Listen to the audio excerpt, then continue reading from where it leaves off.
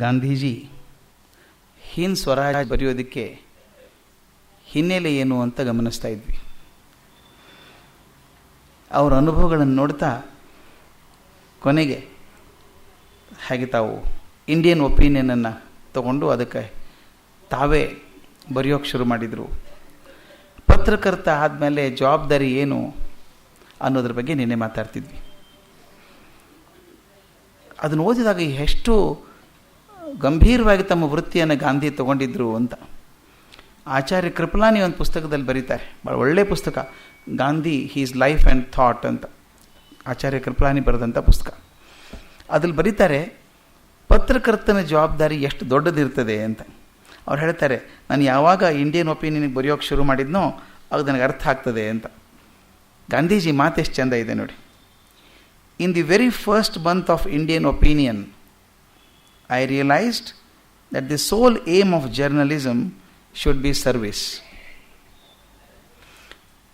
ಪತ್ರಕರ್ತನ ಕೆಲಸ ಅಂದರೆ ಸಮಾಜ ಸೇವೆ ಅಂತ ತಿಳ್ಕೋಬೇಕು ಅಂತ. The newspaper press is greater power, but just as an unchained torrent of water submerges whole countrysides and devastates crops, even so an uncontrolled pen serves but to destroy. ಎಷ್ಟು ಚೆನ್ನಾಗಿದೆ ನೋಡಿ. ಅನಿಯಂತ್ರಿತವಾದಂಥ ಒಂದು ನೀರಿನ ಧಾರೆ ತಡೆದೇ ಹೋದರೆ ಹಾಗೆ ಎಲ್ಲಿ ಹೋಗಿಬಿಟ್ಟು ಬೆಳೆಯನ್ನು ಹಾಳು ಮಾಡಿ ಭೂಮಿಯನ್ನು ಹಾಳು ಮಾಡ್ತದೋ ಹಾಗೆ ಅನಿಯಂತ್ರಿತವಾದ ಒಂದು ಪೆನ್ನು ಕೂಡ, ಜವಾಬ್ದಾರಿ ಇಲ್ಲದಂಥ ಒಂದು ಪೆನ್ನು ಕೂಡ ಕೆಲಸ ಮಾಡ್ತದೆ ಅಂತ. ಎಷ್ಟು ಮುಖ್ಯ ಮಾತಿದು. ಒಂದು ಎಷ್ಟೋ ಕಡೆ ನೋಡಿದ್ವಿ, ಒಂದು ರೋಚಕವಾದ ವಿಷಯವನ್ನು ಕೊಡೋಕ್ಕೆ ಹೋದಾಗ ಸಮಾಜಕ್ಕೆ ಎಂಥ ಅನ್ಯಾಯ ಆದದ್ದನ್ನು ನೋಡಿದ್ದೇವೆ ನಾವು. ಇತ್ತೀಚೆಗೆ ತಾವು ನೋಡಿದ್ದೇವೆ, ಪೇಪರ್ಗಳಲ್ಲಿ ಟೆಲಿವಿಷನಲ್ಲಿ ನೋಡಿದ್ದೇವೆ. ಯಾರ್ದೋ ಬಗ್ಗೆ ಒಂದು ಸುದ್ದಿ ರೋಚಕವಾಗಿ ಹಾಕ್ಬಿಡೋದು ಆಗ್ತದೆ ಅಂತ ಹೇಳಿ. ಅದಕ್ಕೆ ನಾನು ನೆನಪಿದ್ದೆ, ನಾನು ಅಮೇರಿಕಾದಲ್ಲಿದ್ದಾಗ ಒಂದು ಸಿನಿಮಾ ನೋಡಿದ್ದೆ. ಒಬ್ಬ ಪಾಪ ಆಕಸ್ಮಿಕವಾಗಿ ಒಂದು ಮ್ಯೂಸಿಯಮ್ಗೆ ಹೋಗ್ತಾನೆ. ಮ್ಯೂಸಿಯಮ್ಗೆ ಹೋದಾಗ ಅಲ್ಲಿ ಮಕ್ಕಳು ಮ್ಯೂಸಿಯಂ ನೋಡೋಕ್ಕೆ ಬಂದಿರ್ತಾರೆ. ಅಲ್ಲೊಬ್ಬ ಸ್ನೇಹಿತ ಸಿಗ್ತಾನೆ. ಸ್ನೇಹಿತ ಸೆಕ್ಯೂರಿಟಿ ಗಾರ್ಡ್. ಬಾರೋ ಟೀ ಕುಡಿಯೋಣ ಬಾರೋ ಅಂತ ಹೇಳಿದಾಗ ಅವನ ಕೈಯಲ್ಲಿಂದ ಗುಂಡು ಢಮ್ ಅಂತ ಹಾರತ್ತೆ. ಅಷ್ಟಾದ ತಕ್ಷಣ ಹೊರಗಡೆ ಜರ್ನಲಿಸ್ಟ್ ಏನು ಮಾಡ್ತಾರೆ ಅಂದರೆ, ಒಳಗಡೆ ಟೆರರಿಸ್ಟ್ ಸೇರ್ಕೊಂಡ್ಬಿಟ್ಟಿದ್ದಾನೆ, ಮಕ್ಕಳನ್ನ ಹೈಜಾಕ್ ಮಾಡಿದ್ದಾನೆ ಅಂತ ಸುದ್ದಿ. ಅವನು ಹೊರಗಡೆ ಬರೋಕ್ಕೆ ಬಿಡೋದಿಲ್ಲ. ಹೊರಗಡೆ 24 ತಾಸು ಎಷ್ಟು ಚಾನಲ್ಸ್ ಇದೆಯೋ ಅಷ್ಟು ಚಾನಲ್ನವ್ರು ಬಂದು ಒಂದಕ್ಕೊಂದು ಕಥೆ ಕಟ್ತಾರೆ. ಒಳಗಡೆ ಏನಾಗ್ತಾ ಇದೆ, ಹೀಗಾಗ್ತಾ ಇದೆ. ತಾವು ನೋಡಿದ್ದೀರಿ, ಏನು ಆಗ್ತಿರೋದಿಲ್ಲ, ಒಳಗಡೆ ಟೀ ಕುಡಿತಿದ್ರು, ಹೊರಗಡೆ ಸುದ್ದಿ ಆಗ್ತಾ ಇರುತ್ತೆ. ಹಾಗೆ ಗದ್ದಲ ಮಾಡಿ ಕೊನೆಗೆ ಅವನು ಬದುಕೋಕಿಲ್ದಂಗೆ ಮಾಡಿ ಹೊರಗಡೆ ಬಂದಾಗ ಸೈನಿಕರು ಅವನು ಗುಂಡು ಹೊಡೆದು ಕೊಂದು ಹಾಕ್ತಾರೆ. ಅಂದರೆ ಒಂದು ರೋಚಕವಾದ ಸುದ್ದಿ ಮಾಡೋಕ್ಕೆ ಹೋಗಿ, ಅದಕ್ಕೆ A.J. ಗಾರ್ಡ್ನರ್ ಭಾಳ ಚೆನ್ನಾಗಿ ಹೇಳ್ತಾನೆ, ಪ್ರೆಸ್ನವ್ರಿಗೆ ಏನಾಗಿದೆ ಅಂದರೆ, if A dog bites A man it is not A news, but if man bites A dog it is A news. ನಾಯಿ ಮನುಷ್ಯನ ಕಡಿದ್ರೆ ಸುದ್ದಿ ಆಗೋದಿಲ್ಲ, ಅದು ಬೇಕಾಷ್ಟು ನಾಯಿ ಕಡಿತಾ ಇರ್ತದೆ. ಆದರೆ ಮನುಷ್ಯ ಬೆನ್ನು ಹತ್ತಿ ನಾಯಿನ ಕಡಿದ್ರೆ ಸುದ್ದಿ ಆಗ್ತದೆ ಅಂತ. ಅವ್ರು ಸುದ್ದಿ ಬೇಕಾಗಿರೋದ್ರಿಂದ ಯಾವುದೂ ಇಲ್ಲ, ಜವಾಬ್ದಾರಿಯಿಂದ ಮಾಡಬೇಕು ಅಂತ. ಅದಕ್ಕೆ ಅದು ಹೇಳ್ತಾರೆ, if the control is from without, it proves more poisonous than want of control. ಒಂದು ಪತ್ರಿಕೆಗೆ ಹೊರಗಿಂದ ಬದ್ಧತೆ ಇದ್ದರೆ, ಹಾಗೆ ಮಾಡು ಹೀಗೆ ಮಾಡು ಹೊರಗಿಂದ ಇದ್ದರೆ ಅದು ವಿಷದಕ್ಕಿಂತ ಕೆಟ್ಟದಂತೆ. ಅದೇನಿರಬೇಕು, it can be profitable only when exercise from within. ಆ ಬದ್ಧತೆ ಅನ್ನುವಂಥದ್ದು, ಆ ನಿಗ್ರಹ ಅನ್ನುವಂಥದ್ದು ಒಳಗಿಂದ ಬರಬೇಕು. ಒಬ್ಬ ಪತ್ರಕರ್ತನಿಗೆ, ಒಬ್ಬ ಸಂಪಾದಕನಿಗೆ ಆ ಜವಾಬ್ದಾರಿ ಒಳಗಿಂದ ಬಂದರೆ ಪತ್ರಿಕೆ ಚೆನ್ನಾಗಿ ನಡೀತದೆ.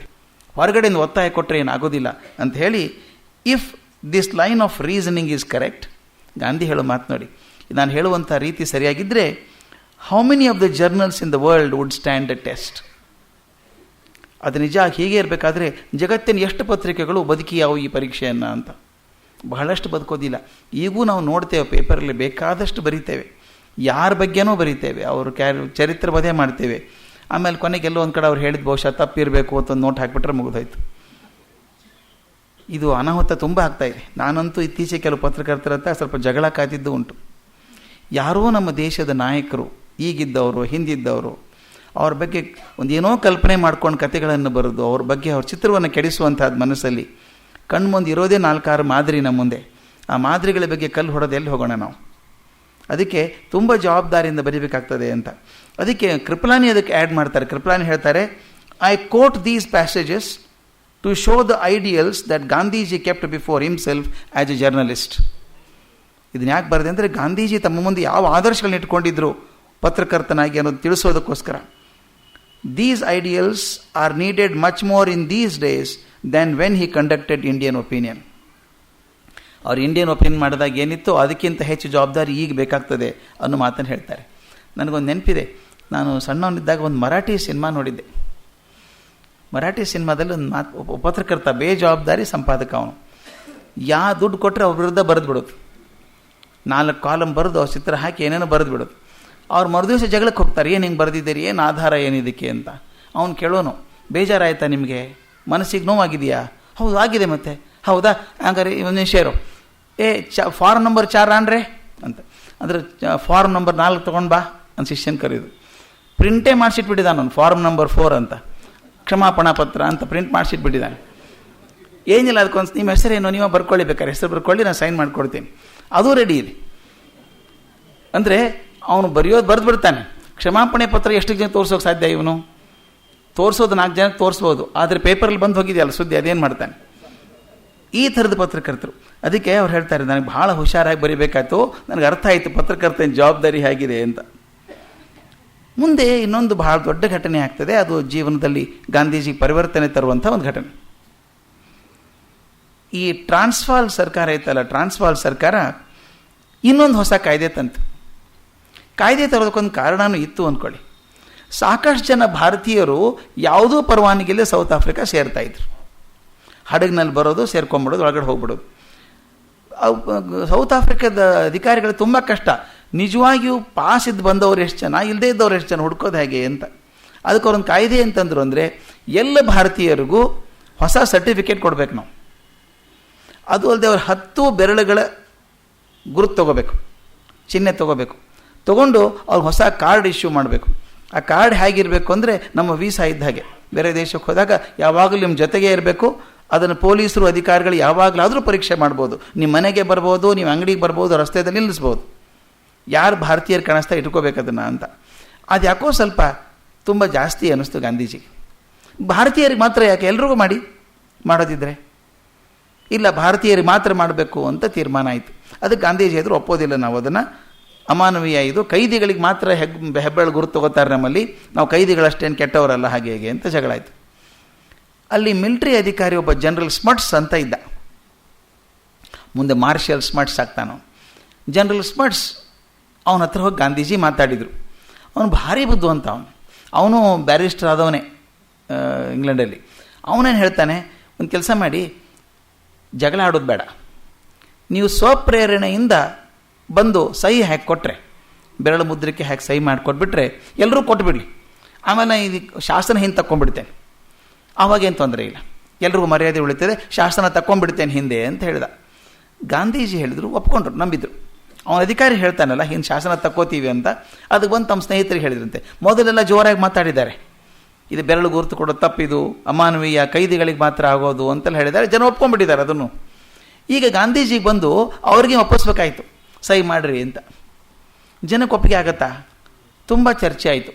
ಸಾಮಾನ್ಯವಾಗಿ ಗಾಂಧೀಜಿ ಮೇಲೆ ನಂಬಿಕೆ ಇದ್ದವ್ರು ಅಂದ್ರಂತೆ, ನೋಡಿ ನೀವು ಡಿಸ್ಕಸ್ ಸರಿಯಾಗಿ ಮಾಡಿದ್ದೀರಾ? ಮಾಡಿದ್ದೀವಿ, ಹಾಗಾದ್ರೆ ಪರವಾಗಿಲ್ಲ, ನೀವು ಒಪ್ಕೊಂಡ್ರೆ ಸಾಕು ಅಂತ ಹೇಳಿ ಜನ ಒಪ್ಕೊಂಡ್ರು. ಅಲ್ಲಿದ್ರೆ ಪಠಾಣ್ರು ಮಾತ್ರ ಒಪ್ಕೊಳ್ಳಿಲ್ಲ. ಪಠಾಣ್ರಿಗೆ ಸಿಟ್ಟು ಬಂತು. ಮೊನ್ನೆ ದಿವಸ ನೀವೇ ಹೇಳಿದ್ರಿ ಸೈನ್ ಮಾಡಬೇಡ್ರಿ ಅಂತ, ಇವತ್ತು ನೀವೇ ಬಂದು ಸೈನ್ ಮಾಡಂತೀರಿ. ನಮಗೆ ಸುದ್ದಿ ಬಂದಿದೆ ಏನಂದರೆ, 15,000 ಪೌಂಡಿಗೆ ನಿಮ್ಮನ್ನು ನೀವು ಮಾರ್ಕೊಂಡಿದ್ದೀರಿ ಬ್ರಿಟಿಷ್ ಅಧಿಕಾರಿಗಳಿಗೆ.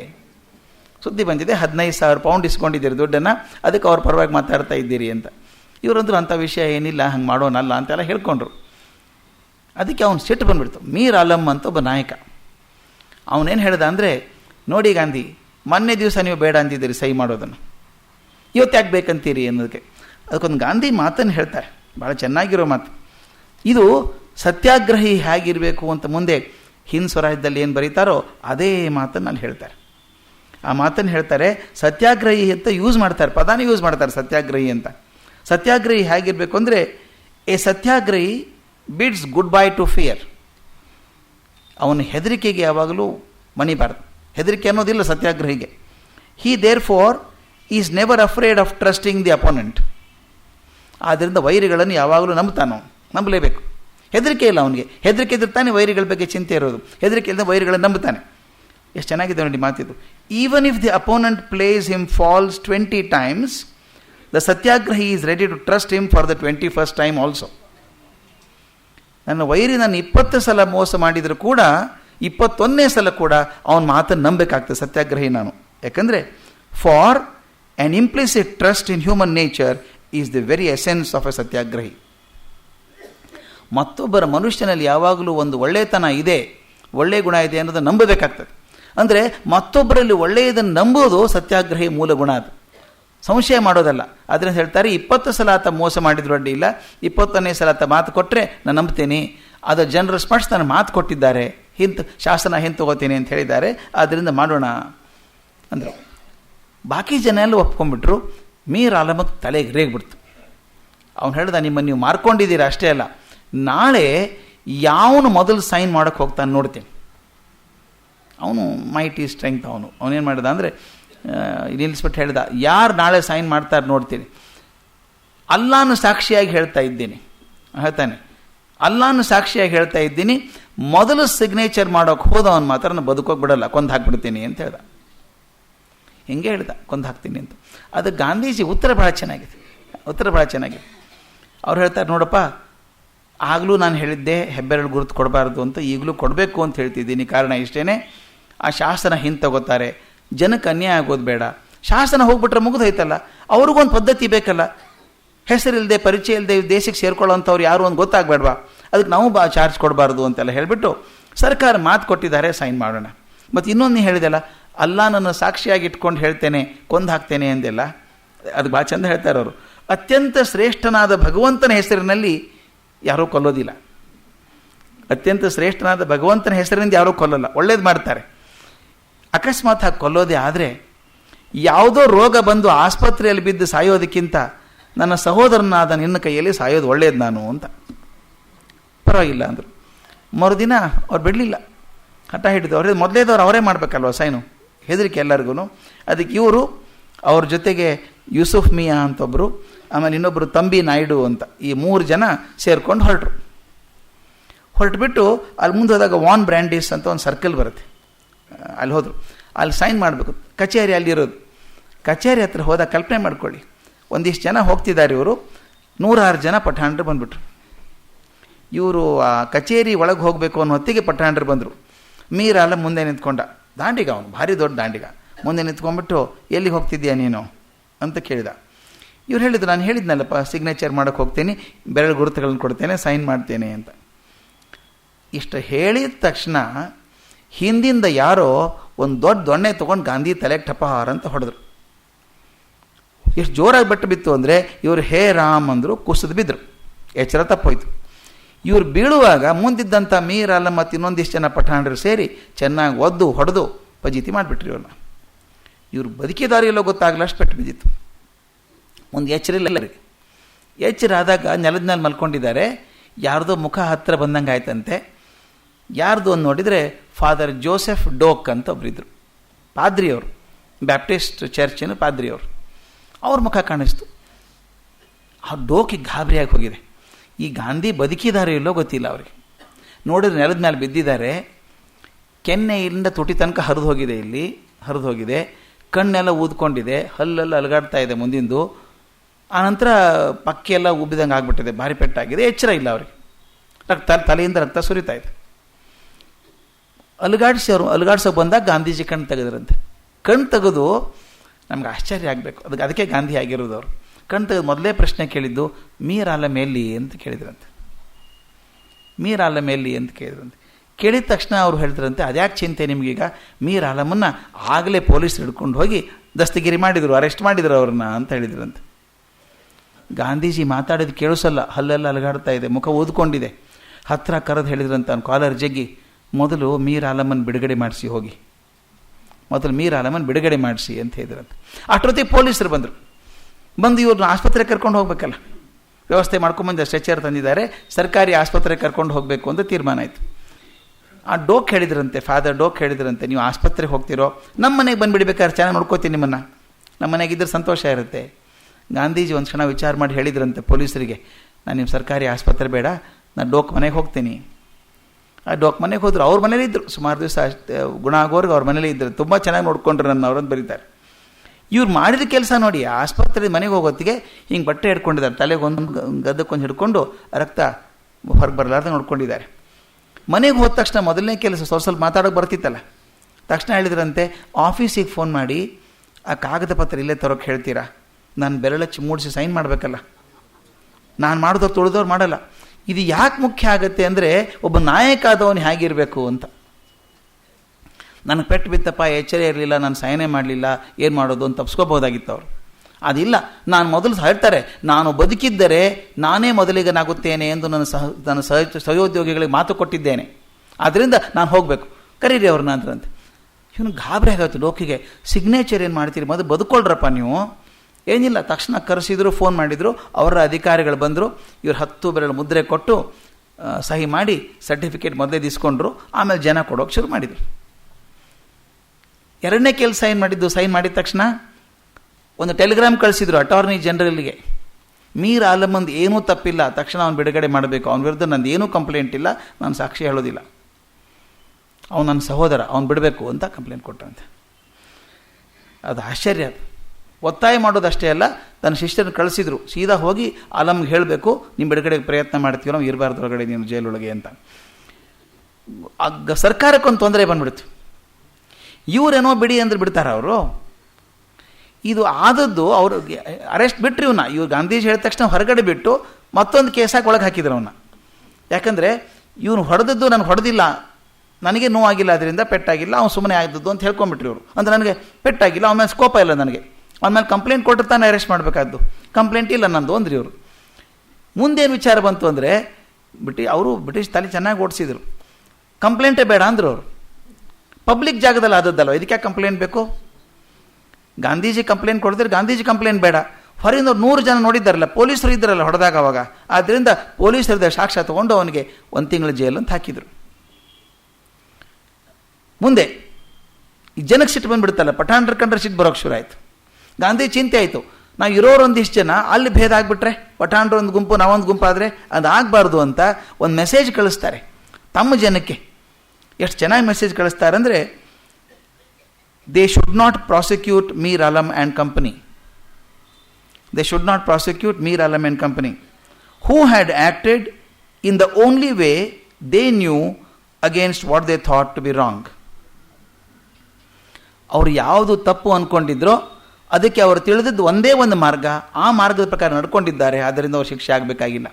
ಅವ್ರಿಗೆ ಗೊತ್ತಿರೋದು ಒಂದೇ ಮಾರ್ಗ, ತಪ್ಪಾದವ್ರು ಶಿಕ್ಷೆ ಕೊಡಬೇಕು ಅಂತಂದಿದೆ. ಅವ್ರ ದೃಷ್ಟಿಯಲ್ಲಿ ನಾನು ತಪ್ಪು ಮಾಡಿದ್ದೇನೆ, ಆದ್ದರಿಂದ ನಮಗೆ ಹೇಗೆ ಬೇಕೋ ಶಿಕ್ಷೆ ಕೊಟ್ಟಿದ್ದಾರೆ, ಆದ್ದರಿಂದ ಅವ್ರನ್ನ ಶಿಕ್ಷೆ ಮಾಡೋ ಕಾರಣ ಇಲ್ಲ, ಅವ್ರ ಬಗ್ಗೆ ನನ್ನ ಕೋಪ ಇಲ್ಲ. ಏನು ಅದ್ಭುತ ಅನಿಸ್ಬಿಡುತ್ತೆ. ಅವ್ರು ಹೇಳ್ತಾರೆ, ನನ್ನನ್ನು ವಿರೋಧಿಸುವವರ ಬಗ್ಗೆ ದ್ವೇಷ ಇರಬಾರ್ದು. ಆ ಕೃತಿ ಬಗ್ಗೆ, ಕಾರ್ಯದ ಬಗ್ಗೆ ನಿಮಗೆ ಸಿಟ್ಟಿರ್ಬೋದು, ಅದ್ರ ಬಗ್ಗೆ ಒಪ್ಪಂದ ಇರಲಿಕ್ಕಿಲ್ಲ. ಯಾರೋ ಅನ್ಯಾಯ ಮಾಡಿದರೆ ಅನ್ಯಾಯ ಮಾಡಿದ ಕೆಲಸದ ಬಗ್ಗೆ ನಿಮ್ಗೆ ಸಿಟ್ಟಿರ್ಬೋದು, ಆದರೆ ಆ ವ್ಯಕ್ತಿ ಬಗ್ಗೆ ದ್ವೇಷ ಇರಬಾರ್ದು. ಇದು ನೋಡಿ ದ್ವೇಷಿತ. ಅದು ಹೇಳ್ತಾರೆ, ಕಾರ್ಯವನ್ನು ವಿರೋಧಿಸು ಆದರೆ ಕರ್ತೃವನ್ನಲ್ಲ ಅಂತ ಹೇಳ್ತಾರೆ.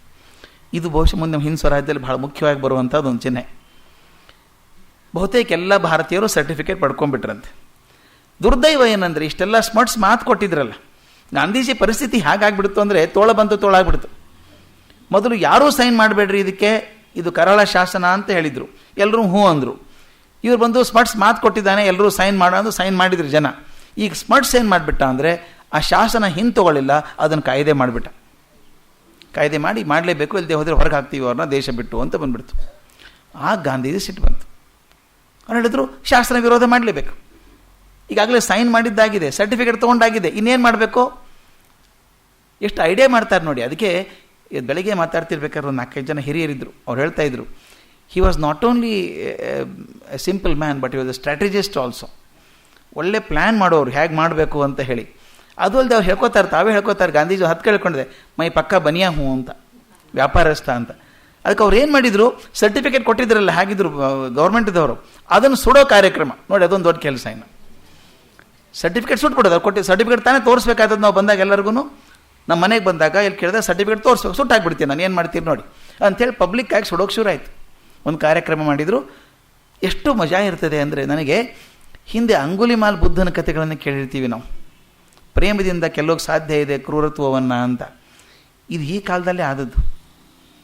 ಗಾಂಧೀಜಿ ಒಂದು ಸಮಾರಂಭ ಮಾಡಿ ಸಾವಿರಾರು ಜನ ಸೇರಿದ್ದಾರೆ. ಎಲ್ಲರೂ ಒಂದು ಅಗ್ಗಿಷ್ಟಿಗೆ ಥರ ಮಾಡಿ ಬೆಂಕಿ ಮಾಡಿದ್ದಾರೆ, ಸ್ಟೇಜ್ ಮೇಲೆ ಇಟ್ಟಿದ್ದಾರೆ. ಎಲ್ಲರೂ ಹೋಗಬೇಕು, ಸರ್ಟಿಫಿಕೇಟ್ ಹಾಕಿ ಸುಡಬೇಕು, ಸಾಂಕೇತಿಕವಾಗಿ ಅದನ್ನು ವಿರೋಧ ಮಾಡಿದಾಗೆ. ಗಾಂಧೀಜಿ ಹಾಕೋಕೆ ಹೋದಾಗ ಮೀರ್ ಅಲಂ ಬರ್ತಾನೆ, ನೀವು ಮಾಡಿಬಿಡಿ ಫಸ್ಟ್, ನಾನು ಹಾಕ್ತೀನಿ ಅಂತಾನೆ. ಅವನು ಹಾಕಿಬಿಟ್ಟು 1000 ಜನದ ಮುಂದೆ ಕಾಲು ಮುಟ್ಟು ನಮಸ್ಕಾರ ಮಾಡಿ ತಪ್ಪಾಯಿತು ಕ್ಷಮಿಸ್ಬಿಡಿ ಅಂತ ಕೇಳ್ಕೊತಾನೆ. ಒಂದು ಮಾತು ಗಾಂಧೀಜಿ ಅವನ ವಿರುದ್ಧ ಮಾತಾಡಿಲ್ಲ ಅಲ್ಲಿವರೆಗೂ. ಅದಕ್ಕೇನೆ ಹೇಳೋದು, ಯಾವತ್ತೂ ಜಗತ್ತನ್ನು ಕ್ರೌರ್ಯದಿಂದ ಹಿಂಸೆಯಿಂದ ಖಡ್ಗದಿಂದ ಗೆಲ್ಲೋಕೆ ಸಾಧ್ಯ ಇಲ್ಲ. ಗೆದ್ದರೆ ಪ್ರೀತಿಯಿಂದ ಮಾತ್ರ ಸಾಧ್ಯ. ಅದನ್ನು ಗಾಂಧೀಜಿ ತೋರಿಸ್ತಾರೆ. ಅವನು ಜನರ ಮುಂದೆ ಕಾಲು ಮುಟ್ಟು ನಮಸ್ಕಾರ ಮಾಡಿ ನಾನು ತಪ್ಪು ಮಾಡಿದೆ ಕ್ಷಮಿಸ್ಬಿಡಿ ನನ್ನ ಅಂತ ಅಮೀರ್ ಅಲಂ ಕೇಳ್ಕೊಂಡು ಅವನೇ ಮೊದಲು ಸುಡ್ತಾನೆ ಅದನ್ನು. ಆಮೇಲೆ ಬಿಡೋಕ್ಕಾಗಲ್ಲ, ಸುಟ್ಟರು ಎಲ್ಲ ಆಯಿತು. ಪಿಕೆಟಿಂಗ್ ಶುರು ಮಾಡಿದರು, ಮೆರವಣಿಗೆ ಶುರು ಮಾಡಿದರು ರಸ್ತೆಯಲ್ಲಿ ಸರ್ಕಾರದ ವಿರುದ್ಧ ಘೋಷಣೆ ಮಾಡಿ. ಆವಾಗ ಗಾಂಧೀಜಿನ ಹಿಡಿದು 2 ತಿಂಗಳು ಜೈಲು ಹಾಕಿ ಶಿಕ್ಷೆ ಆಯಿತು. ಇದು ಅದ್ಭುತ ಘಟನೆ. ಅದಕ್ಕೆ ಗಾಂಧೀಜಿ ಯಾಕೆ ವಿಶೇಷ ಆಗ್ತಾರೆ ನಮಗೆ ಅಂದ್ರೆ, ಅದು ನಾವೇನು ಮಾಡ್ತೀವಿ, ಶಿಕ್ಷೆ ಹೇಗಾದರೂ ಕಮ್ಮಿ ಮಾಡಿಸೋಣ ಅಂತ ಪ್ರಯತ್ನ ಮಾಡ್ತೀವಿ. ಇವರು 2 ತಿಂಗಳು ಶಿಕ್ಷೆ ಕೊಟ್ಟರಂತೆ. ಶಿಕ್ಷೆ ಕೊಟ್ಟಾಗ ಇವರು ಎದ್ದು ನಿಂತು, ಹೇಗಿರ್ತದೆ ಶಿಕ್ಷೆ ಸಾಮಾನ್ಯವಾಗಿ 2 ತಿಂಗಳು ಶಿಕ್ಷೆ ಮತ್ತಿಷ್ಟು ದಂಡ ಕಟ್ಟದೆ ಹೋದರೆ ಮತ್ತಿಷ್ಟು 3 ತಿಂಗಳು ಹೆಚ್ಚಿನ ಶಿಕ್ಷೆ ಅಂತ ಇರ್ತದೆ. ಇವ್ರಿಗೆ 2 ತಿಂಗಳು ಮಾತ್ರ ಕೊಟ್ಟರಂತೆ ಶಿಕ್ಷೆ.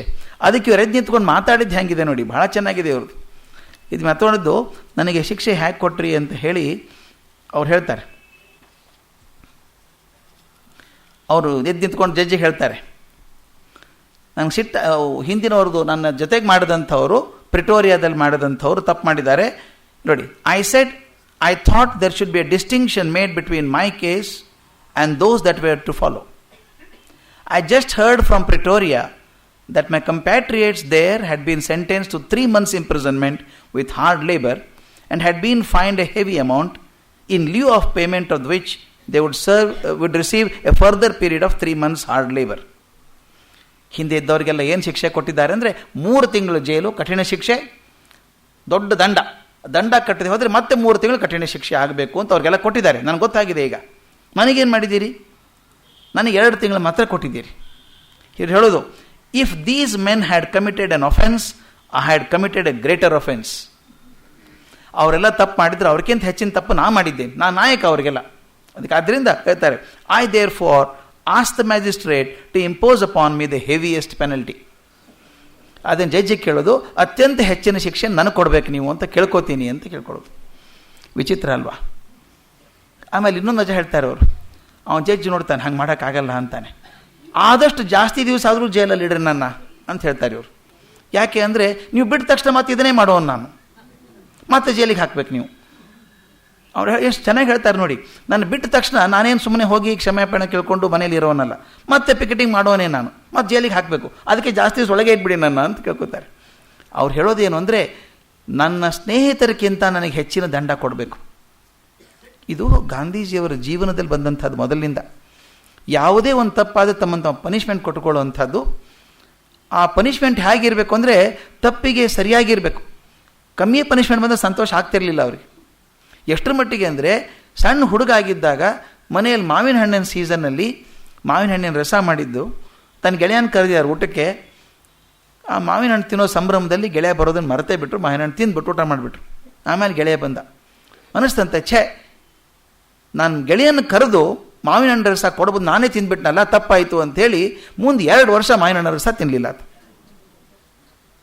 ಹೀಗೆ ತಮ್ಮನ್ನು ಮಾಡ್ಕೊಳ್ಳೋವಂಥದ್ದು. ಅದಕ್ಕೆ ಹೇಳ್ತಾರೆ, ನಾಯಕನಾಗಿ ನಾನು ಕೊಡದೆ ಹೋದರೆ ಜಾಸ್ತಿ ಶಿಕ್ಷೆ ನನಗೆ ಕೊಡಬೇಕು ಅಂತ ಕೇಳ್ಕೊಳ್ಳುವಂಥದ್ದು. ಇದು ಅಪರೂಪದ ಕೆಲಸ ಇದು.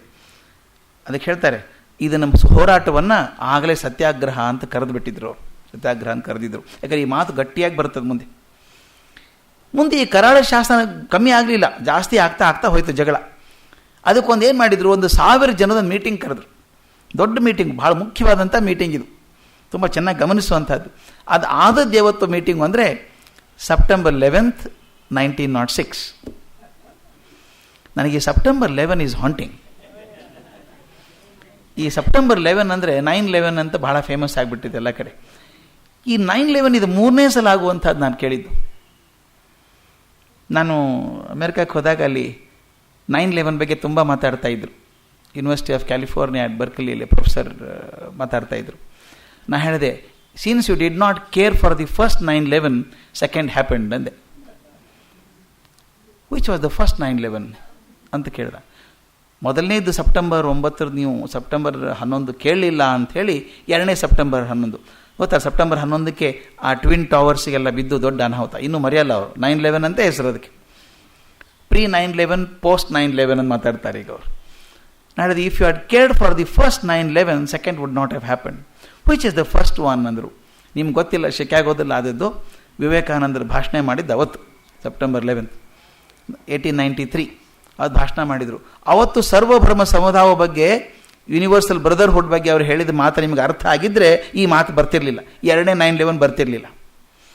ಈಗ ಇದು ನೋಡಿದರೆ ಇದು 2ನೇ 9/11. ಇದು 1893 ವಿವೇಕಾನಂದರು ಅಲ್ಲಿ ಮಾಡಿದರು. ಇವರು ಸೆಪ್ಟೆಂಬರ್ 11, 1906 ಸೌತ್ ಆಫ್ರಿಕಾದಲ್ಲಿ ಮಾಡ್ತಾರೆ. ಆ ಮಾತು ಕೇಳಬೇಕು ಸ್ವಾಮಿ, ಅದ್ಭುತ ಅನಿಸುತ್ತೆ ನನಗೆ. ಅದು ನಾವೆಲ್ಲ ನೆನಪಿಡಬೇಕು.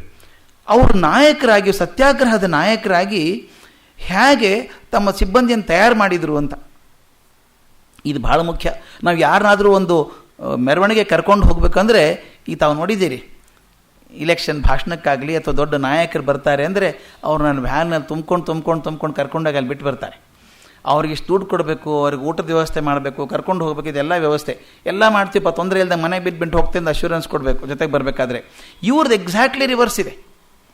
ಇವ್ರು ಹೇಳ್ತಾರೆ ಯಾರು ಬರ್ಬೋದು ನನ್ನ ಜೊತೆ ಸತ್ಯಾಗ್ರಹದಲ್ಲಿ, ಯಾರು ಬರಬಾರ್ದು.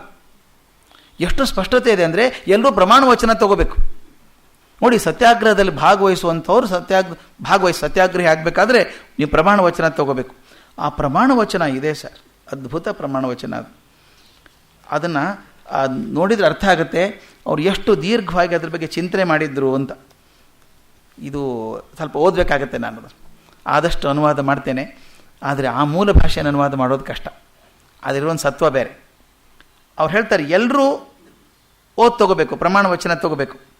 ರೆಸಲ್ಯೂಷನ್ ಮಾಡ್ತಾ ಇದ್ದೀವಿ, ನಾವು ಒಂದು ತೀರ್ಮಾನ ಮಾಡ್ತಿದ್ದೀವಿ ಇವತ್ತು, ನಾವು ಇದನ್ನು ಕರಾಳ ಶಾಸನನ ವಿರೋಧ ಮಾಡ್ತೀವಿ ಅಂತ. ಇದನ್ನು ಬಹುಶಃ ನಾವು ಈ ಥರ ಪ್ರಿಂಟ್ ಮಾಡಿ ಕೊಟ್ಟರೆ ನಾನು ಹಿಂದೆ ಒಬ್ಬರು ಇರಲಿಕ್ಕಿಲ್ಲ. ಆ ಥರದ್ದು ಕೇಳ್ತಾರೆ ಅವರು, ಅಪೇಕ್ಷೆ ಮಾಡುವಂಥದ್ದು. ಹಂಗೆ ಅಪೇಕ್ಷೆ ಮಾಡಿದ್ರು ಕೂಡ ಸಹಸ್ರಾರು ಜನ ಅವ್ರ ಹಿಂದೆ ಬಂದರು ಅಂದರೆ ಇದು ನಾಯಕತ್ವದ ಲಕ್ಷಣ ಅಂತ ಹೇಳ್ತೀನಿ ನಾನು.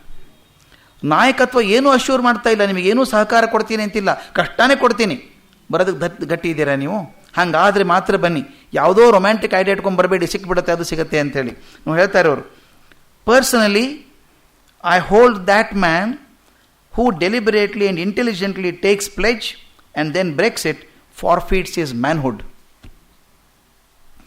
ಯಾರು ಬುದ್ಧಿವಂತಿಕೆಯಿಂದ ವಿಚಾರ ಮಾಡಿ ಒಂದು ಪ್ರಮಾಣವನ್ನು ತಗೊಂಡು ಅದನ್ನು ಮುರಿತಾನೋ ಅವನ ಪುರುಷತ್ವವನ್ನು ಕಳ್ಕೊಂಡ್ಬಿಡ್ತಾನೆ ಅಂಥೇಳಿ ಮುಂದೆ ಹೇಳ್ತಾರೆ. There is no doubt therefore that the present is a proper occasion for taking pledges. ಈಗ ಎಲ್ರಿಗೂ ಪ್ರಮಾಣ ತಗೊಳ್ಳೋ ಸರಿಯಾದ ಸಮಯ. Every one of us must think out of himself if he has the will and the ability to pledge himself. ನೀವು ಸುಮ್ಮನೆ ನಾನು ಹೇಳಿದೆ ಅಂತ ಬರಬೇಡಿ. ನಿಮಗೆ ಮನಸ್ಸಿದೆಯಾ, ಪೂರ್ತಿ ಅರ್ಥ ಆಗಿದೆಯಾ, ಆಗಿದ್ದರೆ ಮಾತ್ರ ಪ್ರಮಾಣ ವಚನ ತಗೊಳ್ಬೇಡಿ. ಸುಮ್ಮನೆ ಏನೋ ಈ ಪ್ರಮಾಣ ವಚನ ಅನ್ನೋದು ಜೋಕಾಗಿ ಹೋಗ್ಬಿಟ್ಟಿದೆ. ತೊಗೊಂಡು ಮರುಕ್ಷಣನೇ ಅದು ಬಿಡ್ರಿ ನಮ್ಗೆ ಏನು ಮಾಡ್ತೀರಿ ನೋಡ್ರಿ ಅಂತ ಹೇಳೋಂಗಾಗುತ್ತೆ. ಇದು ಹೀಗೆ ಮುಂದೆ ಹೇಳ್ತಾರೆ ಅವರು. The pledge must not be taken with the view to producing an effect on outsiders. ಹೊರಗಿನವ್ರ ಮೇಲೆ ಪ್ರಭಾವ ತೋರ್ಸೋಕ್ಕೆ ನಾನು ಪ್ರಮಾಣ ವಚನ ತೊಗೊಂಡಿದ್ದೀನಿ ಅಂತ ತೋರ್ಸೋಕ್ಕೋಸ್ಕರ ಯಾರೂ ತೊಗೋಬೇಕಾಗಿಲ್ಲ. ಮುಂದೆ ನೋಡಿ ಇದೆಷ್ಟು ಚೆಂದ ಇದೆ ಇದು. Everyone must only search his own heart and if the inner voice assures him that he has the requisite strength to carry him through, then only should he pledge himself and then only will his pledge bear fruit. ಯಾರು ತಮ್ಮ ಅಂತಃಕರಣವನ್ನು ಪರೀಕ್ಷೆ ಮಾಡಿಕೊಂಡು ನನಗೆ ಸತ್ಯ ಸಾಧ್ಯ ಇದೆ, ಆ ಪರೀಕ್ಷೆಗೆ ನಾನು ಸಿದ್ಧನಾಗಿದ್ದೇನೆ ಅಂದರೆ ಮಾತ್ರ ಪ್ರಮಾಣ ವಚನ ತಗೊಳ್ಳಿ. ಅಂಥವ್ರು ಪ್ರಮಾಣ ವಚನ ತೊಗೊಂಡ್ರೆ ಮಾತ್ರ ಸಾರ್ಥಕತೆ ಆಗ್ತಿದ್ದಾರೆ, ಇದು ಆಗೋದಿಲ್ಲ. ಮುಂದೆ ನೋಡಿ, I want to give you an idea of the worst that might happen to us in the present struggle. ಇದು ಯಾರು ಹೇಳ್ತಿದ್ದಾರೆ ಸ್ವಾಮಿ? ನಾಯಕರು. ನಿಮಗೇನು ಅನುಕೂಲ ಆಗುತ್ತೆ ಅಂತ ಹೇಳ್ತಾರೆ. ಆ ಕನ್ಸೆಷನ್ ಕೊಡ್ತೇನೆ, ಈ ಕನ್ಸೆಷನ್ ಕೊಡ್ತೇನೆ ಅಂತ ಮಾತಾಡ್ತಾರೆ ಎಲ್ಲರೂ. ಇವ್ರು ಹೇಳೋದು ಕನ್ಸೆಷನ್ ಇಲ್ಲ, ನಿಮಗೇನೇನು ತೊಂದರೆ ಕಾದಿದೆ ಅನ್ನೋದನ್ನು ಹೇಳ್ತೇನೆ ನಾನೀಗ, ಹುಷಾರಾಗಿ ಕೇಳ್ಕೊಳ್ಳಿ, ಇದೆಲ್ಲ ಆಗುತ್ತೆ ನಿಮಗೆ ಅಂತ ಹೇಳ್ತಾರೆ. ನೋಡಿ ಹೆದರಿಕೆ ಹೆಂಗಿದೆ ಅದು. We may have to go to ಜೈಲಿಗೆ ಹೋಗಬಹುದು. Where we may be insulted, ನಮಗೆ ಅಪಮಾನ ಆಗ್ಬೋದು. We may have to go hungry and suffer extreme heat or cold. ಅಲ್ಲಿ ನಮಗೆ ತುಂಬ ಹಸಿವೆ ಕಂಗಾಲಾಗ್ಬೋದು, ಊಟ ಕೊಡಲಿಕ್ಕೆಲ್ಲ ನಮಗೆ ಅಥವಾ ತುಂಬ ಚಳಿಯಲ್ಲಿ ಹಾಕ್ಬೋದು, ಬಿಸಿಲಲ್ಲಿ ಹಾಕ್ಬೋದು. ನಮ್ಮನ್ನು hard labour may be imposed upon us, ನಮ್ಮನ್ನು ದುಡಿಮೆಗೆ ಹಚ್ಚಿಬಿಡ್ತಾರೆ, ಕಷ್ಟ ಕೆಲಸ ಹಚ್ತಾರೆ. We may be flogged by rude wanderers, ನಮ್ಮನ್ನು ಬರಿಮೈಯಿಂದ ಚಾಟಿಯಿಂದ ಹೊಡಿಬೋದು ಅವರು, ನಿಷ್ಕುರಣಗಳಿರ್ತಾರೆ ಅವರು. We may be fined heavily, ತುಂಬ ದಂಡ ಹಾಕ್ಬೋದು. ಎಷ್ಟರ ಮಟ್ಟಿಗೆ ಅಂದರೆ our property may be attached and held to auction if there are only few resisters left. ನಮ್ಮನ್ನು ಹೊಡೆದು ನಮ್ಮ ದಂಡ ಹಾಕಿ ಆ ದಂಡ ತುಂಬಿಸ್ಕೊಳ್ಳೋಕೆ ಮನೆಗಳನ್ನೆಲ್ಲ ಮಾರಿಬಿಡ್ಬೋದು ಅವರು. Opulent today we may be reduced to abject poverty tomorrow. ಇವತ್ತೆಲ್ಲ ಶ್ರೀಮಂತಿಕೆ ತಿದ್ದವರೆಲ್ಲ ನಾಳೆ ಶ್ರೀಮಂತಿಕೆ ಎಲ್ಲ ಕಳ್ಕೊಂಡು ರಸ್ತೆಯಲ್ಲಿ ನಿಲ್ಲೋ ಪ್ರಸಂಗ ಬರ್ಬೋದು. ವಿ ಮೇ ಬಿ ಡಿಪೋರ್ಟೆಡ್, ನಮ್ಮನ್ನು ವಾಪಸ್ ನಮ್ಮ ದೇಶಕ್ಕೆ ಕಳಿಸ್ಬಿಡ್ಬೋದು ಬೇಕಾದರೆ ಅವರು. Suffering from starvation and similar hardships in jail, ಇಷ್ಟೆಲ್ಲ ಕಷ್ಟ ಜೈಲ್ದಲ್ಲಿ ಆಗ್ಬೋದು. Some of us may fall ill and even die, ಆ ಜೈಲಿನಲ್ಲಿ ಕಷ್ಟಕ್ಕೆ ಸಿಕ್ಕಾಕೊಂಡು ಕೆಲವರು ನಮಗೆ ರೋಗ ಬರ್ಬೋದು ಅಥವಾ ಸತ್ತೇ ಹೋಗ್ಬೋದು. In short, therefore it is not at all impossible that we may have to endure every hardship that we may imagine. ಆದ್ದರಿಂದ ಒಂದೇ ನೆನಪಿಟ್ಟುಕೊಂಡ್ರೆ ಸಾಕು, ನಾವು ಏನೇನು ಕಷ್ಟ ಪರಂಪರೆಗಳನ್ನು ಚಿಂತಿಸಬಹುದೋ ಅವೆಲ್ಲ ಬರಬಹುದು ಅಂತ ಯೋಚನೆ ಮಾಡ್ಕೊಳ್ಳಿ. That we shall have to suffer all that and worse. ಅಥವಾ ನೀವೇನೇನು ಕಲ್ಪನೆ ಮಾಡಿದ್ದೀರೋ ಅದಕ್ಕಿಂತ ಹೆಚ್ಚಿನ ಶಿಕ್ಷೆ, ಪನಿಷ್ಮೆಂಟು ಆದರೂ ಆಗಬಹುದು. ಅಲ್ಲೆಲ್ಲ ಹೇಳ್ತಾರೆ, a word about my personal responsibility, ನನ್ನ ಜವಾಬ್ದಾರಿ ಏನು ಹೇಳಿಬಿಡ್ತೇನೆ. If I am warning you of the risks attendant on the pledge, I am at the same time inviting you to pledge yourself. ನಾನು ನಾಯಕನಾಗಿ ಹೇಳ್ತೇನೆ, ಏನೇನು ಕಷ್ಟ ಅಂತ ಹೇಳಿದ್ನಲ್ಲ, ಈ ಕಷ್ಟ ಇದೆ ಅಂತ ಗೊತ್ತಿದ್ರು ನೀವೆಲ್ಲ ಪ್ರಮಾಣ ಮಾಡಬೇಕು ಅಂತ ನಾಯಕನಾಗಿ ನಾನು ಕೇಳ್ಕೊತೇನೆ ನಿಮ್ಮನ್ನು ಅಂತ ಹೇಳ್ತಾರೆ. ಮುಂದೆ ನೋಡಿ ಎಷ್ಟು ಚೆನ್ನಾಗಿದೆ. It is possible that a majority of those present here may take the pledge in a fit of enthusiasm or indignation but may weaken under the ordeal. ಕೆಲವರು ಖುಷಿಯಾಗಿ ಎಲ್ಲರೂ ತೊಗೋತಾರೆ, ನಾವು ತೊಗೊಂಡ್ಬಿಟ್ರೆ ಆಯ್ತಲ್ಲ ಬಿಡೋದು ಹೇಗೆ, ಅಥವಾ ಜನ ಏನು ಅನ್ಕೋತಾರೆ ತೊಗೊಳ್ಳದೆ ಹೋದರೆ ಅಂತ ಹೇಳಿ ನೀವು ಪ್ರಮಾಣ ವಚನ ತೊಗೊಂಡು ನಂತರ ಒದ್ದಾಡಬಹುದು. And only a handful may be left to face the ordeal. ಎಲ್ಲರೂ ಹಿಂದೆ ಹೋಗ್ಬೋದು, ಯಾರೂ ಬರಲಿಕ್ಕಿಲ್ಲ ಪ್ರಮಾಣ ವಚನ ತೊಗೊಳ್ಬೇಕಾದ್ರೆ. ಒಂದು 5-6 ಜನ ಬರ್ಬೋದು, ಸ್ವಲ್ಪ ಜನ ಬರ್ಬೋದು. ಫೈನಲ್ ಟೆಸ್ಟಿಗೆ ಅವರು ಅಷ್ಟೇ ಬರಲಿ, ಏನು ತೊಂದರೆ ಇಲ್ಲ. ಮುಂದೆ ಹೇಳ್ತಾರೆ, ಬಹಳ ಚೆನ್ನಾಗಿರೋ ಮಾತು, ಅದನ್ನು ಬಹಳ ಅದ್ಭುತವಾದ ಪದ್ಯ ಇದೆ ಅವ್ರದ್ದು. I respectfully suggest to you that if you do not have the will or the ability to stand firm even when you are perfectly isolated, you must not only not take the pledge yourself but you must declare your opposition to it. ನೋಡಿ ಯಾರು ಹೇಳ್ತಿದ್ದಾರಪ್ಪ. ಅಕಸ್ಮಾತ್ ನಿಮಗೆ ಸಾಧ್ಯತೆ ಇಲ್ಲ, ಕಷ್ಟಪಡೋ ಪರಿಸ್ಥಿತಿ ಇಲ್ಲ, ಮನಸ್ಸಿಲ್ಲ ಅಂತ ಅನ್ನೋದಾದರೆ, ಅಥವಾ ಮುಂದೆ ತಡ್ಕೊಳ್ಳೋಕೆ ಆಗಲಿಕ್ಕಿಲ್ಲ ಅನ್ನೋದಾದರೆ ಈಗಲೇ ಸ್ಪಷ್ಟವಾಗಿ ಹೇಳಬೇಕು, ದಯವಿಟ್ಟು ಪ್ರಮಾಣ ತಗೋಬೇಡಿ. ತಗೊಳ್ಳೋದಷ್ಟೇ ಅಲ್ಲ, ಇದರಿಂದ ಏನೇನು ತೊಂದರೆ ಇದೆ ಅಂತ ಬೇಕಾದ್ರೆ ವಿರುದ್ಧವಾಗಿ ಮಾತಾಡ್ಬೋದು ನೀವು, ಅದಕ್ಕೂ ಅವಕಾಶ ಕೊಡ್ತೀನಿ ನಿಮಗೆ ನಾನು. ಈ ಮಾತನ್ನು ಯಾರು ಹೇಳ್ತಿದ್ದಾರೆ ಸ್ವಾಮಿ? ಕೊನೆಗೆ ಹೇಳ್ತಾರಂತೆ, ಯಾರೂ ಬರೆದಿದ್ರು ನಾನು ಒಬ್ಬನೇ ಆದರೂ ಹೋಗ್ತೇನೆ. ಕೊನೆಗಿದು ಅವ್ರಿಗೊಂದು ಅತ್ಯಂತ ಪ್ರಿಯವಾದ ಹಾಡು ಏಕ್ಲಾ ಚಲೋರೆ ಅಂತ, ಟ್ಯಾಗೋರ್ ಬರೆದಂಥದ್ದು ಏಕ್ಲಾ ಚಲೋರೆ ಅಂತ. ಅದ್ಭುತವಾದ ಬಂಗ್ಲಾ ಹಾಡೋದು. ಅದು ಅದು ಬಂಗ್ಲಾ ಭಾಷೆಯಲ್ಲಿ ಇರುವಂಥ ಶಕ್ತಿ ಭಾಷೆ ಅನುವಾದ ಮಾಡಿದರೆ ಬರಲಿಕ್ಕಿಲ್ಲ. ಕೃಪಲಾನಿಯವರು ಅನುವಾದ ಮಾಡಿದ್ದಾರೆ ಅದನ್ನು, JB ಕೃಪಲಾನಿ ಅನುವಾದ ಮಾಡಿದ್ದಾರೆ. ಅವರು ಸಮರ್ಥರು. ಆದರೆ ಹೇಳ್ತಾರೆ, ಇಷ್ಟೆಲ್ಲ ಅನುವಾದ ಮಾಡಿ ನನಗೆ ಮೂಲ ಸ್ವತಂತ್ರ ಅದ್ರ ಸೊಗಡು ಸಿಕ್ಕಿದೆ ಅಂತ ಅನಿಸಲ್ಲ ನನಗೆ ಅಂತ. ಅವ್ರು ಹೇಳ್ತಾರೆ, ಗಾಂಧೀಜಿ ಹೇಳೋದಂದರೆ ಇಷ್ಟೊಂದು ಜನ, ಸಾವಿರಾರು ಜನ ಇದ್ದೀರಿ, ಆದರೆ ನೀವು ಯಾರು ಬರೆದಿದ್ರು ಕೂಡ ನಾನು ಒಬ್ಬನೇ ಹೋಗೋದಕ್ಕೆ ಸಿದ್ಧನಾಗಿದ್ದೇನೆ, ಈ ಕಷ್ಟಗಳನ್ನ ಎದುರಿಸೋಕೆ ರೆಡಿಯಾಗಿದ್ದೇನೆ ನಾನು ಅಂತ ಅವ್ರು ಹೇಳ್ತಾರೆ. ಅದು ಏಕ್ಲಾ ಚಲೋರೆ ಅದು ಬರೀತಾರೆ. The English translation of the poem is given below. If they answer not to thy call walk alone. ಯಾರೂ ನೀನು ಹಿಂದೆ ಬರದೆ ಹೋದರೆ ನೀನು ಒಬ್ಬನೇ ನಡಿ ಮುಂದೆ. If they are afraid and cower mutely facing the wall, open thy mind and speak out alone. ಎಷ್ಟು ಚೆನ್ನಾಗಿದೆ ನೋಡಿ. ಹೆದರ್ಕೊಂಡು ಯಾರೂ ನಿಮ್ಮ ಜೊತೆಗೆ ಗೋಡೆ ಕಡೆ ಮುಖ ಮಾಡಿ ಮಾತಾಡದೆ ಹೋದರೆ, open thy mind and speak out alone. ನಿನ್ನ ಮನಸ್ಸನ್ನು ಬಿಚ್ಚಿ ನೀನು ಒಬ್ಬನೇ ಮಾತಾಡು, ಏನು ತೊಂದರೆ ಇಲ್ಲ. If they turn away and desert thee when crossing the wilderness, trample the thorns under thy tread and along the blood line track travel alone. ಎಷ್ಟು ಅದ್ಭುತವಾದ ಮಾತದು. ಹೇಳ್ತಾರೆ, ಯಾರಾದರೂ ನಿಮ್ಮ ಬರದೇ ಹೋದರೆ, ಹೆದರಿಕೆ ಬಂದು ಕಷ್ಟ ಪರಂಪರೆಯಲ್ಲಿ ನಿಮ್ಮ ಹೆಜ್ಜೆ ಇಡದೆ, ನಿಮ್ಮ ಜೊತೆಗೆ ಹೆಜ್ಜೆ ಇಡದೆ ಹೋದರೆ, trample the thorns under your ದೈ ಟ್ರೈಡ್. ಕಾಲಲ್ಲಿ ಬಿದ್ದಂಥ ಮುಳ್ಳುಗಳನ್ನು ತುಳ್ಕೊಂಡು ಹಾಗೆ ಹೋಗು. ಹಾಗೆ ಹೋಗೋದಷ್ಟೇ ಅಲ್ಲ, ಆ ಕಾಲಲ್ಲಿ ಮುಳ್ಳು ಚುಚ್ಚಿದ ರಕ್ತ ಬರುತ್ತಲ್ಲ, ಆ ರಕ್ತದ ಗುರುತುಗಳನ್ನು ಹಾಕ್ತಾ ಒಬ್ಬನೇ ನಡಿ ನೀನು, ಹೋಗಿ ಮುಂದೆ, ಏನು ತೊಂದರೆ ಇಲ್ಲ. If the do not hold up the light when the night is troubled with storm. ಎಷ್ಟು ಚೆನ್ನಾಗಿರೋ ಮಾತು. ಕತ್ತಲೆ ಆಗಿದೆ, ಬಿರುಗಾಳಿ ಬಂದಿದೆ, ಯಾರೋ ನಿನಗೆ ಬೆಳಕು ಹಿಡಿದೆ ಹೋದರೆ ಏನು ಮಾಡ್ಬೇಕು ನೀನು ಅಂತಂದರೆ, with the thunder flame of pain ignite thy own heart and let it burn alone. ಎಷ್ಟು ಅದ್ಭುತ ಮಾತದು. And thunder flame of pain. ನೀನು ಸಂಕಟ ಏನಿದೆಯಲ್ಲ, ನೋವಿದೆಯಲ್ಲ, ಆ ನೋವನ್ನೇ ಬೆಂಕಿಯಾಗಿ ಉರಿಸ್ಬಿಟ್ಟು ಆ ಬೆಳಕಲ್ಲಿ ನಡ್ಕೊಂಡು ಹೋಗಿ ನೀನು ಅಂತ. Walk alone. ಹಿಂದೆ ಯಾರು ಬರೆದಿದ್ರು ಒಬ್ಬನೇ ನಡ್ಕೊಂಡು ಹೋಗು ಅಂತ. ಎಷ್ಟು ಮಾಡೆಸ್ಟಿಯಿಂದ ಬರೀತಾರೆ ಕೃಪಲಾನಿಯವರು. The translation scarcely does justice to the original ಅಂತ. ಒರಿಜಿನಲ್ಗೆ ನ್ಯಾಯ ಮಾಡ್ತದೆ ಅಂತ ಅನಿಸಲ್ಲ ಅಂತ. ಕೃಪಲಾನಿ ಸಮರ್ಥ ಭಾಷಾ ತಜ್ಞರು, ಚೆನ್ನಾಗಿ ಮಾತಾಡೋರು. ಅವ್ರು ಬರೀತಾರೆ, ಸಾಧ್ಯ ನಾನು ಬರೆದದ್ದು ಸರಿ ಇದೆಯೋ ಇಲ್ಲೋ ಅಂತ. ಈ ವಾಕ್ ಅಲೋನ್ ಅನ್ನುವಂಥದ್ದು ಭಾಳ ಮುಖ್ಯ. ಒಂದು ಹೊಸ ಪುಸ್ತಕ ಬಂದಿದೆ, ವಾಕ್ ಅಲೋನ್ ಅಂತ ಪುಸ್ತಕ. ಭಾಳ ಚೆನ್ನಾಗಿರೋದು. BR ನಂದ ಮುನ್ನುಡಿ ಬರೆದು ಚೆನ್ನಾಗಿ ಮಾಡಿದ್ದಾರೆ ಅದನ್ನು. ಆ ಪುಸ್ತಕ ಓದಿದೆ, ಪಾರ್ಟಿಷನ್ ಆಫ್ ಇಂಡಿಯಾದ ಬಗ್ಗೆ ಬರೆದಂಥದ್ದು. ಅವ್ರು ಹೇಳ್ತಾರೆ, ಯಾರೂ ನಾನು ಒಪ್ಪದೆ ಹೋದರೆ ಒಬ್ಬನೇ ನಡೆಯುವಂಥದ್ದು ಇದು ನಾಯಕನ ಶಕ್ತಿ ಇರುವಂಥದ್ದು. ಆದರೆ ಸಾಕಷ್ಟು ಜನ ಬಂದರು. ಅದು ಬರೀತಾರೆ ಕೊನೆಗೆ. ಇದರಲ್ಲಿ ಏನಪ್ಪ ಈ ಭಾಷಣದಲ್ಲಿ ಮಾಡಿದ್ದು ಅಂದರೆ, ಒಬ್ಬ ಸತ್ಯಾಗ್ರಹಿಗೆ ಇರಬೇಕಾದಂಥ ದೃಢತೆ, ಕಷ್ಟಗಳನ್ನು ಎದುರಿಸುವಂಥ ಧೈರ್ಯ, ಆತ್ಮಸಂಯಮ, ಇವುಗಳ ಸ್ವಚ್ಛ ಕಲ್ಪನೆ ಇದೆ. ಇದೇ ಹಿಂದ್ ಸ್ವರಾಜ್ಯದ ಮೂಲ ಸೂತ್ರ. ನೋಡಿ, ಬಂದದ್ದು 1908 ಕೂಡ 6 ಹೊತ್ತಿಗೆ ಸ್ಪಷ್ಟ ಕಲ್ಪನೆ ಬಂದಿದೆ. ಸತ್ಯಾಗ್ರಹ ಪದ ಉಪಯೋಗಿಸಿದ್ದಾರೆ, ಸತ್ಯಾಗ್ರಹಿ ಅಂತ ಹೇಳಿದ್ದಾರೆ, ಅವನು ಗುಣಗಳನ್ನು ವರ್ಣನೆ ಮಾಡ್ತಾರೆ. ಅಂದರೆ ದಾಖಲೆ ಮಾಡಿದ್ದು ಆವಾಗಾದರೂ ಕೂಡ ಅದರ ಚಿಂತನೆ ಪೂರ್ತಿ ಇತ್ತು. ಅದಕ್ಕೆ ನಾವು ನಿನ್ನೆ ಹೇಳಿದಾಗ ಒಂದು ಕಡೆ ಚಿತ್ತಾರ ಇಲ್ಲ, ಬರೆದದ್ದು ಹೊಡೆದು ಹಾಕಿದ್ದು ಇಲ್ಲ. ಯಾಕಂದರೆ ಮನಸ್ಸಲ್ಲಿ ಬಂದ ಚಿಂತನೆಗಳು ಹಾಗಾಗಿ ಬರ್ಕೊಂಡು ಹೋಗ್ಬಿಟ್ಟಿದ್ದಾರೆ ಸೀದಾ. ಅವಾಗೇನಾಯಿತು, ಎಲ್ಲ ತಯಾರಾದರು. ಇವರಂತೂ ಮಾತು ಕೇಳಲ್ಲ, ಟ್ರಾನ್ಸ್ವಾಲಲ್ಲಿ ಮಾತು ಕೇಳಲ್ಲ ಸೌತ್ ಆಫ್ರಿಕಾದಲ್ಲಿ. ಅದಕ್ಕೆ ಇಂಗ್ಲೆಂಡಿಗೆ ಒಂದು ಟೀಮ್ ಕಳಿಸೋಣ ಅಂತ ತಯಾರು ಮಾಡಿದರು. ಇಂಗ್ಲೆಂಡಿಗೆ ಹೋಗಿ ಅಲ್ಲಿರುವಂಥ ನಾಯಕರಿಗೆ ಹೇಳಿ ಒಪ್ಪಿಸೋ ಬರಲಿ, ನಮ್ಮಲ್ಲಿ ಒಂದಿಷ್ಟು ಜನ ಹೋಗಲಿ ಇಂಗ್ಲೆಂಡಿಗೆ ಅಂತ ತಯಾರು ಮಾಡಿದ್ರಂತೆ, ದಕ್ಷಿಣ ಆಫ್ರಿಕಾ ಜನ ಎಲ್ಲ. ನ್ಯಾಚುರಲಿ ಗಾಂಧೀಜಿಯವ್ರನ್ನ ಸೆಲೆಕ್ಟ್ ಮಾಡಿದರು. ಒಂದು 3-4 ಜನ ಹೋಗಬೇಕು ಅಂತ ತೀರ್ಮಾನ ಆಯಿತು. ಅವರಿಗೆ ಗಾಂಧಿ ಹೇಳುವಂಥ ಮಾತು ನೋಡಿ ನನಗೆ ಯಾಕೆ ನನಗೆ ಬರ್ತದೆ ಅಂದರೆ, ಸರ್ಕಾರದವ್ರು ಕೆಲವ್ರನ್ನ ಕಳಿಸ್ಕೊಡ್ತಾರೆ, ಪ್ರದೇಶ ಪ್ರಯಾಣಕ್ಕೆ ಕಳಿಸ್ಕೊಡ್ತಾರೆ. ಅದು ಸೈಟ್ ಸೀಯಿಂಗ್ ಟ್ರಿಪ್ ಅಲ್ಲ, ಅದು ಹೋಗಬೇಕಾದದ್ದು ಅಲ್ಲಿ ನೋಡಿಕೊಂಡು ಬಂದು ಕಲ್ಕೊಂಡು ಬಂದು ಇಲ್ಲಿ ಇಂಪ್ಲಿಮೆಂಟ್ ಮಾಡಬೇಕು ಅಂತ ಉದ್ದೇಶದಿಂದ ಇರುವಂಥದ್ದು. ಹೋಗಬೇಕಾದ್ರೆ ಕೆಲವು ಜನ ಭಾಷಣ ಮಾಡೋದನ್ನು ನಾನು ಕೇಳಿದ್ದೀನಿ, ಸುಮಾರು ಜನ ಮಾಡೋದನ್ನು ಕೇಳಿದ್ದೀನಿ. ನನಗೊಂದು ಒಳ್ಳೆಯ ಅವಕಾಶ ಸಿಕ್ಕಿದೆ ಹೋಗಿ ಬರೋದಕ್ಕೆ ಅಂದರೆ ಅದು ಕೊನೆಗೆ ಸೇರಿಸ್ತಾರೆ. ಜನಸೇವೆ ಮಾಡೋದಕ್ಕೊಂದು ಒಳ್ಳೆಯ ಅವಕಾಶ ಸಿಕ್ಕಿದೆ, ಅದು ಏನು ಸೇವೆನೋ ಆಮೇಲೆ ಅವಕಾಶ ಸಿಕ್ಕಿದೆ ಅಂತ. ಅದಕ್ಕೆ ಗಾಂಧಿ ಹೇಳೋ ಮಾತನ್ನು ಭಾಳ ಇಷ್ಟ ಆಯಿತು, ಬರ್ಕೊಂಡ್ಬಿಟ್ಟೆ ಅದನ್ನು ನಾನು ಬಿಡಬಾರ್ದು ಅಂತ. ಅವರು ಬಂದಂಥ ಜೊತೆಗೆ ಬಂದಂಥ ಅವರು ಇದ್ದಾರೆ, ಡೆಲಿಗೇಟ್ಸ್ ಇದ್ದಾರಲ್ಲ, ಮೆಂಬರ್ಸ್ ಯಾರು ಇಂಗ್ಲೆಂಡ್ ಹೋಗಿ ರೆಡಿ ಆಗಿದ್ದಾರೋ ಅವ್ರು ಹೇಳ್ತಾರೆ, those selected for the deputation should not take it as a matter of honour.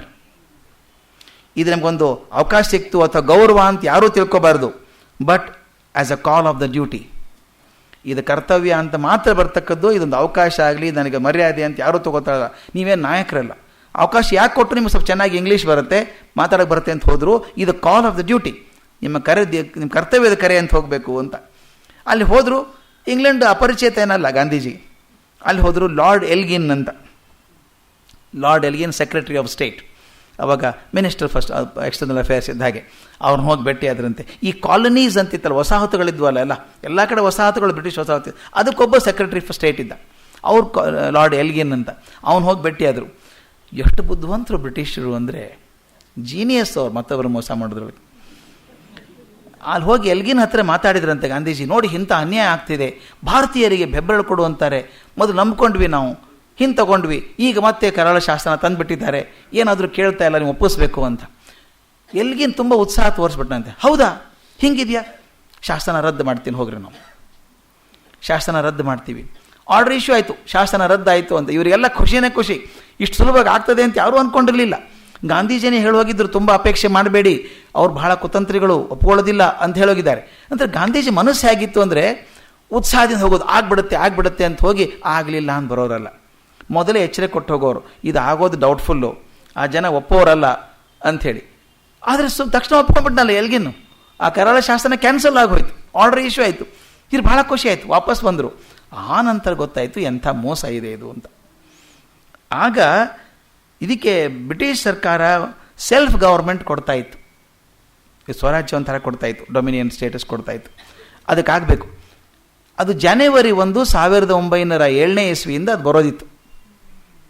ಕೊಡಬೇಕು ಅಂತ ತೀರ್ಮಾನ ಮಾಡಿದ್ದಾರೆ ಬ್ರಿಟಿಷ್ ಗೌರ್ಮೆಂಟ್ದವರು. ಅವ್ರಿಗೆ ಏನು ಹೇಳಿದರು, ಕೊಟ್ಟು ಬಂದು ಇವ್ರು ಖುಷಿಯಾಗಿ ಬಂದರು. ನಂತರ ನೋಡಿದರೆ ಏನಿದೆ ಅಂದರೆ, 1907 ಜನವರಿ 1ರಿಂದ ಸೌತ್ ಆಫ್ರಿಕಾದ ಸರ್ಕಾರ ಏನು ತೀರ್ಮಾನ ತಗೊಳುತ್ತೋ ಅದಕ್ಕೆ ಬ್ರಿಟಿಷ್ ಸರ್ಕಾರ ಬದ್ಧವಾಗಿರ್ತದೆ ಅಂತ. ಅಂದರೆ ಏನು, ಬಹಳ ಚೆನ್ನಾಗಿದೆ ಹೇಳ್ದಂಗೆ. ಕೆಲವರು ಹೇಳ್ತಿದ್ರು, ನಮ್ಮದೊಂದು ಪ್ರಾಪರ್ಟಿ ಇತ್ತು ಮಾರಬೇಕು ಅಂತ. ತುಂಬ ಹತ್ತಿರದವ್ರು ಬಂದು ಕೇಳಿದ್ರು, ನಮಗೆ ಕೊಡ್ರಿ, ಕೊಡೋದು ಕೊಡ್ತೀರಿ, ನಮಗೆ ಕೊಡ್ರಪ್ಪ, ಯಾಕೆ ಕೊಡ್ತೀರಿ, ಅದೇ ದುಡ್ಡು ನಾನು ಕೊಡ್ತೀನಿ ಅಂತ.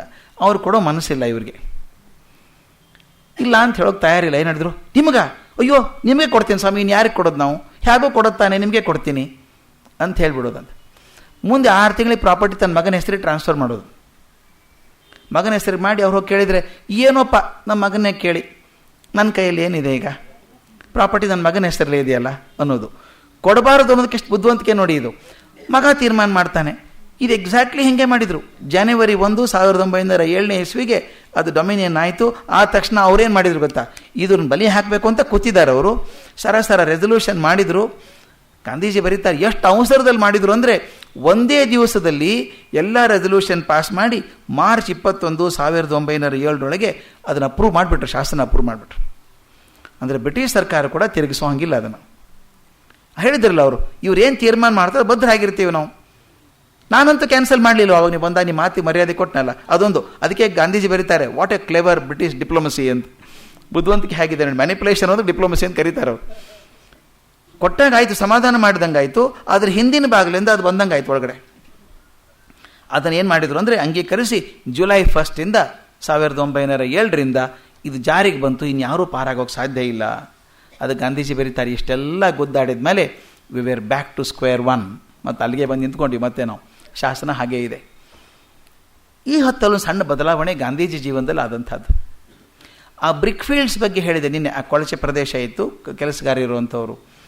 ಆ ಕೆಲಸ ಪ್ಲೇಗ್ ಬಂದಾಗ ಓಡಾಡ್ತಿರ್ಬೇಕಾದ್ರೆ ಇವರಿಗೆ ವೆಜಿಟೇರಿಯನ್ ಊಟ ಆಗಬೇಕಲ್ಲ ಗಾಂಧೀಜಿಗೆ. ಅಲ್ಲೊಬ್ಬ ಜರ್ಮನ್ನು ಒಂದು ಸಸ್ಯಾಹಾರಿ ಉಪಹಾರ ಗೃಹ ತೆಗೆದಿದ್ದಾನೆ, ವೆಜಿಟೇರಿಯನ್ ರೆಸ್ಟೋರೆಂಟ್. ಅವನ ಹೆಸರು ಚೆನ್ನಾಗಿದೆ, ಅಡಾಲ್ಫ್ ಜಿಗ್ಲರ್ ಅಂತ ಅವನ ಹೆಸರು. ನನಗೆ ಜಿಗ್ಲರು ಅಡಾಲ್ಫ್ ಎರಡೂ ಸ್ವಲ್ಪ ಕನ್ಫ್ಯೂಷನ್. ಅಡಾಲ್ಫ್ ಅಂದ ತಕ್ಷಣ ಹಿಟ್ಲರ್ ಅಂತ ಬಾಯಿಗೆ ಬರುತ್ತೆ. ಅಮೇರಿಕಾದಲ್ಲಿ ಒಬ್ಬ ಬಹುದೊಡ್ಡ ಮಾತುಗಾರ ಇದ್ದಾನೆ, ವೆರಿ ಗ್ರೇಟ್ ಮೋಟಿವೇಟಿಂಗ್ ಸ್ಪೀಕರ್. ಇವತ್ತಿಗಿದ್ದಾರೆ ಅವರು, ಜಿಗ್ಲರ್ ಅಂತ. ಭಾಳ ದೊಡ್ಡ ಮಾತುಗಾರ, brilliant speaker, one of the finest I have heard in my life. Ziglar ಅಂತ. ಅದಕ್ಕೆ ಅಡಾಲ್ಫ್ ಜಿಗ್ಲರ್ ಅಂದಾಗ ಎರಡೂ ಹೆಸರು ಕೂಡ ಬಂದಂಗೆ ಆಗಿಬಿಡುತ್ತೆ ನನಗೆ. ಅಡಾಲ್ಫ್ ಹಿಟ್ಲರ್, ಜಿಗ್ಲರ್ ಎರಡೂ ಸೇರಿಸಿ ಅಡಾಲ್ಫ್ ಜಿಗ್ಲರ್ ಅಂತ. ಈ ಮನುಷ್ಯ, ಜರ್ಮನ್ ಮನುಷ್ಯ, ಒಂದು ಉಪಹಾರ ಗೃಹ ಮಾಡಿದ್ದ, ಬರೀ ವೆಜಿಟೇರಿಯನ್ ಮಾತ್ರ. ಅಲ್ಲಿ ಗಾಂಧೀಜಿ ಹೋಗೋರು, ರಾತ್ರಿ ಊಟಕ್ಕೆ ಹೋಗೋರು. ಅಲ್ಲಿ ಊಟಕ್ಕೆ ಕೂತ್ಕೊಂಡಾಗ ಕೆಲವರು ಪರಿಚಯ ಆಗೋದು, ವೆಜಿಟೇರಿಯನ್ ಮಾತ್ರ ಬರೋರಲ್ಲ. ಅಲ್ಲಿ ಇಬ್ಬರು ಪರಿಚಯ ಆಯ್ತಂತೆ ಗಾಂಧೀಜಿಗೆ, ಇಬ್ಬರು ಯಂಗ್ಸ್ಟರ್ಸ್, ತರುಣರು. ಒಬ್ಬನ ಹೆಸರು ಆಲ್ಬರ್ಟ್ ವೆಸ್ಟ್ ಅಂತ. ಯಾಕೆ ಇವ್ರು ಮೆನ್ಷನ್ ಮಾಡ್ತೀರಿ ಅಂದರೆ, ಇವ್ರ ರೋಲ್ ಭಾಳ ದೊಡ್ಡದಿದೆ ಮುಂದೆ ಗಾಂಧೀಜಿ ಜೀವನ ಚರಿತ್ರೆಯಲ್ಲಿ. ಇಬ್ಬರದು. ಆಲ್ಬರ್ಟ್ ವೆಸ್ಟ್ ಅಂತ ಆತ ಒಂದು ಯಾವುದೋ ಪ್ರಿಂಟಿಂಗ್ ಪ್ರೆಸ್ಸಲ್ಲಿ ಪಾರ್ಟ್ನರ್ ಆಗಿ ಕೆಲಸ ಮಾಡ್ತಿದ್ದ. ಪ್ರಿಂಟಿಂಗ್ ಪ್ರೆಸ್ ಕೆಲಸ ಚೆನ್ನಾಗಿ ಗೊತ್ತು ಅವನಿಗೆ. ಅವನು ದಿನಾ ಗಾಂಧಿ ನೋಡೋನು. ಅವ್ನು ಹೇಳ್ತಿದ್ದಂತೆ, this man has a aura around his face.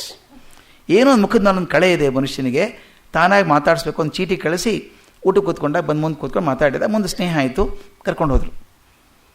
ಎಷ್ಟರ ಮಟ್ಟಿಗೆ ಗಾಂಧೀಜಿ ಹಿಂಬಾಲಕ ಆಗಿಬಿಟ್ಟ ಅಂದರೆ, ಅವನು ಗಾಂಧೀಜಿ ನೆರಳಿನ ಥರ ಇರೋಕ್ಕೆ ಶುರು ಮಾಡಿದ. ಬಂದು ಕೇಳಿದಂತೆ, ನಾನೇನಾದರೂ ಸಹಾಯ ಮಾಡ್ಬೋದಾ ನಿಮಗೆ ಕೇಳಿದಂತೆ. ನನಗೆಲ್ಲರೂ ಸಹಾಯ ಮಾಡ್ಬೋದು ಅಂದ್ರೆ ಇವರು. ಬಾ ನನ್ನ ಜೊತೆಗೆ ಅಂತ ಹೇಳಿದರು.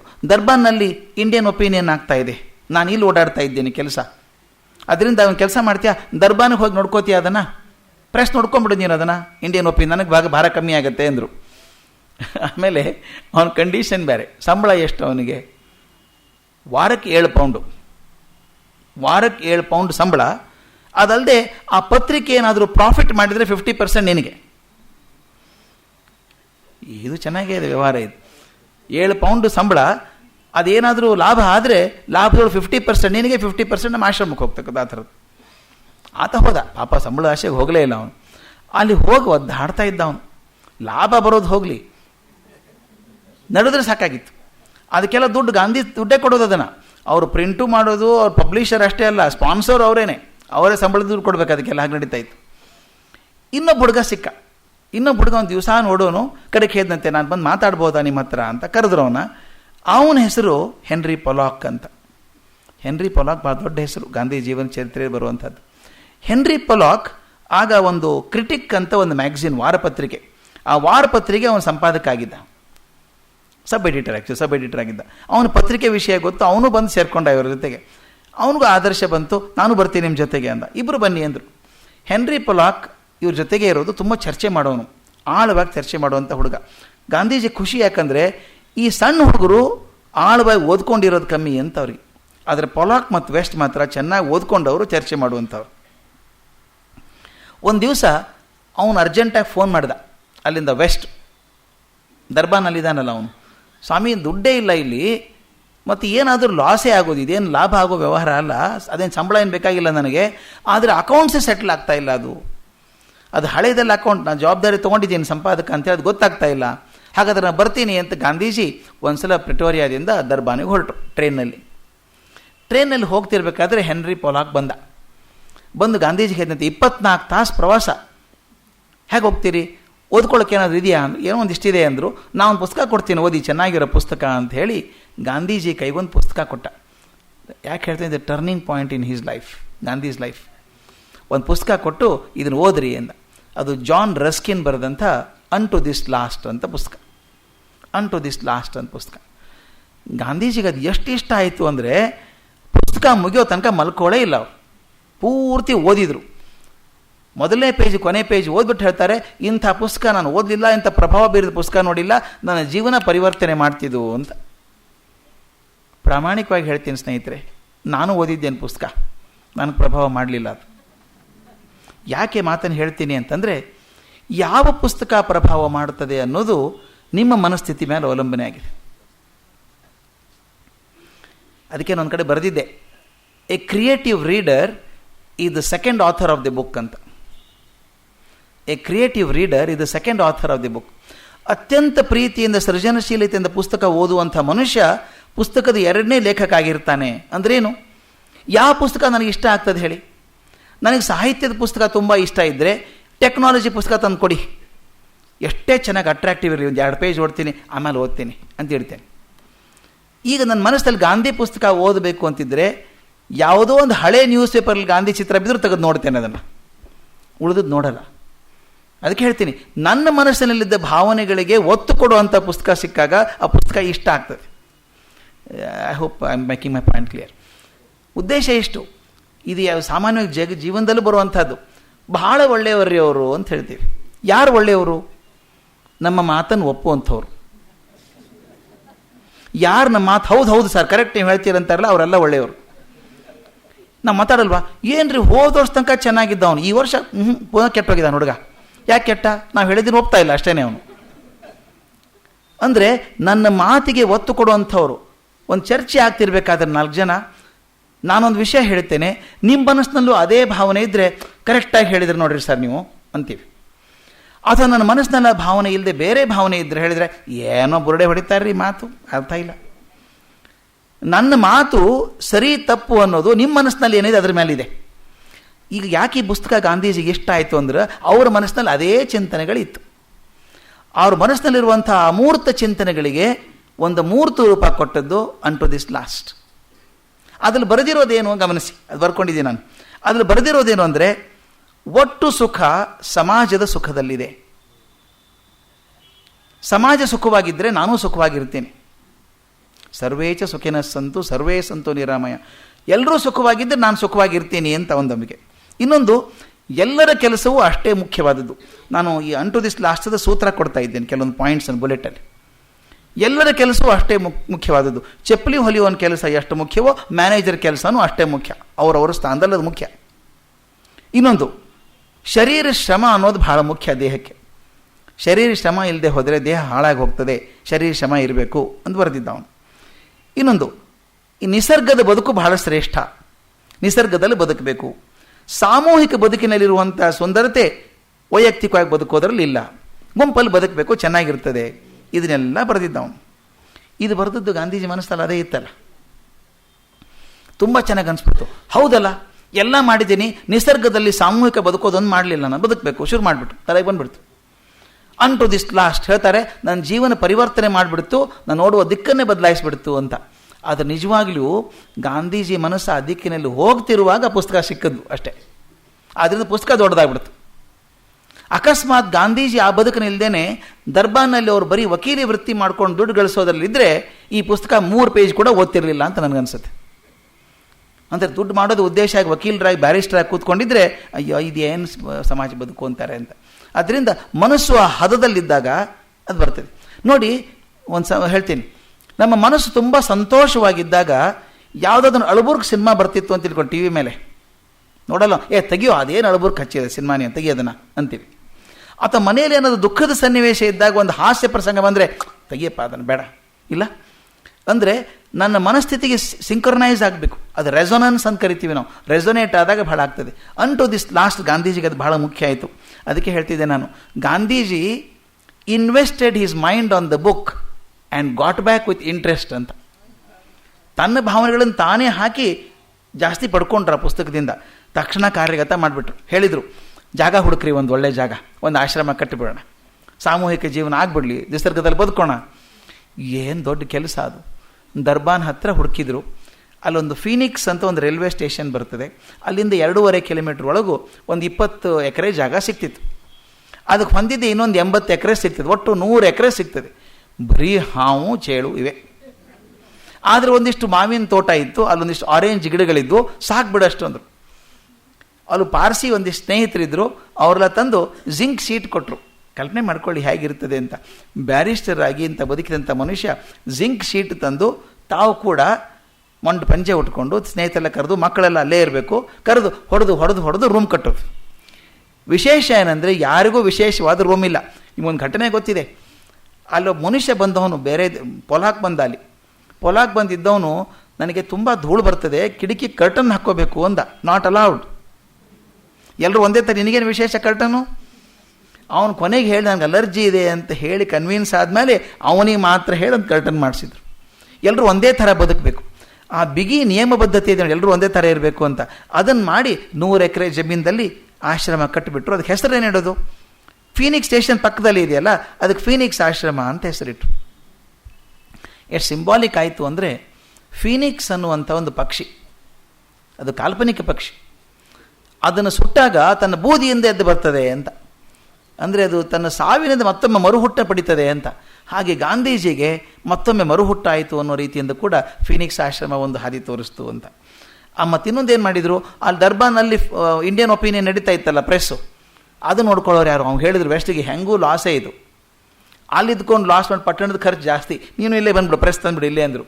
ಆ ಜಿಂಕ್ ಶೀಟಲ್ಲೇ ಪ್ರೆಸ್ಸು ಒಂದು ಜಾಗ ಮಾಡಿದರು. ಅಲ್ಲೇ ಪ್ರಿಂಟ್ ಶುರು ಆಯಿತು. ಅಲ್ಲಿಂದ ಶುರು ಆಯಿತು ಒಪಿನಿಯನ್, ಇಂಡಿಯನ್ ಒಪಿನಿಯನ್ ಮ್ಯಾಗ್ಝಿನ್ ಅಲ್ಲಿಂದ ಬರೋಕ್ಕೆ ಶುರು ಆಯಿತು. ಪೊಲಾಕ್ ಸಂಪಾದಕ ಆಗಿಬಿಟ್ಟ. ವೆಸ್ಟ್ ಆಗಲಿಲ್ಲ, ಅಷ್ಟು ರಿಟೈರ್ ಆದ ಅವನು. ಆಮೇಲೆ ಪೊಲಾಕ್ ಇದಕ್ಕೆ ಸಂಪಾದಕ ಆಗಿ ಹೋದ. ರಸ್ಕಿನ್ ಹೇಳಿದಂಥ, ಜಾನ್ ರಸ್ಕಿನ್ ಹೇಳಿದ ಜೀವನ ದಾರಿಯಲ್ಲಿ ನಡೀಬೇಕು ಅಂತ ಗಾಂಧೀಜಿ ಒಂದು ತೀರ್ಮಾನ ಮಾಡಿಕೊಂಡ್ರು. ಶ್ರಮದ ಜೀವನ, ಸರ್ವರಿಗೂ ಸಮನಾದ ಸ್ಥಾನ, ಯಾರಿಗೂ ಹೆಚ್ಚಿನ ಸ್ಥಾನ ಇಲ್ಲ, ಸಮಾನ ಗಳಿಕೆ, ಇದು ಭಾಳ ಮುಖ್ಯ, ತಮಗೆ ಗೊತ್ತಿರಬೇಕು. ಎಲ್ರಿಗೂ ಕೂಲಿ ಕೊಡೋರು, ವಾರಕ್ಕಿಷ್ಟು ಅಂತ ಶ್ರಮದ ಖರ್ಚದು, ತಾವು ಅಷ್ಟೇ ತಗೊಳ್ಳೋದು, ಅಲ್ಲಿರುವಂಥ ಎಲ್ರಿಗೂ ಅಷ್ಟೇ. ಮಗನ ಮದುವೆ ಆದರೆ ಏನು ಕೊಟ್ಟಿದ್ದಾರೆ ಗೊತ್ತಾ ಅವರು?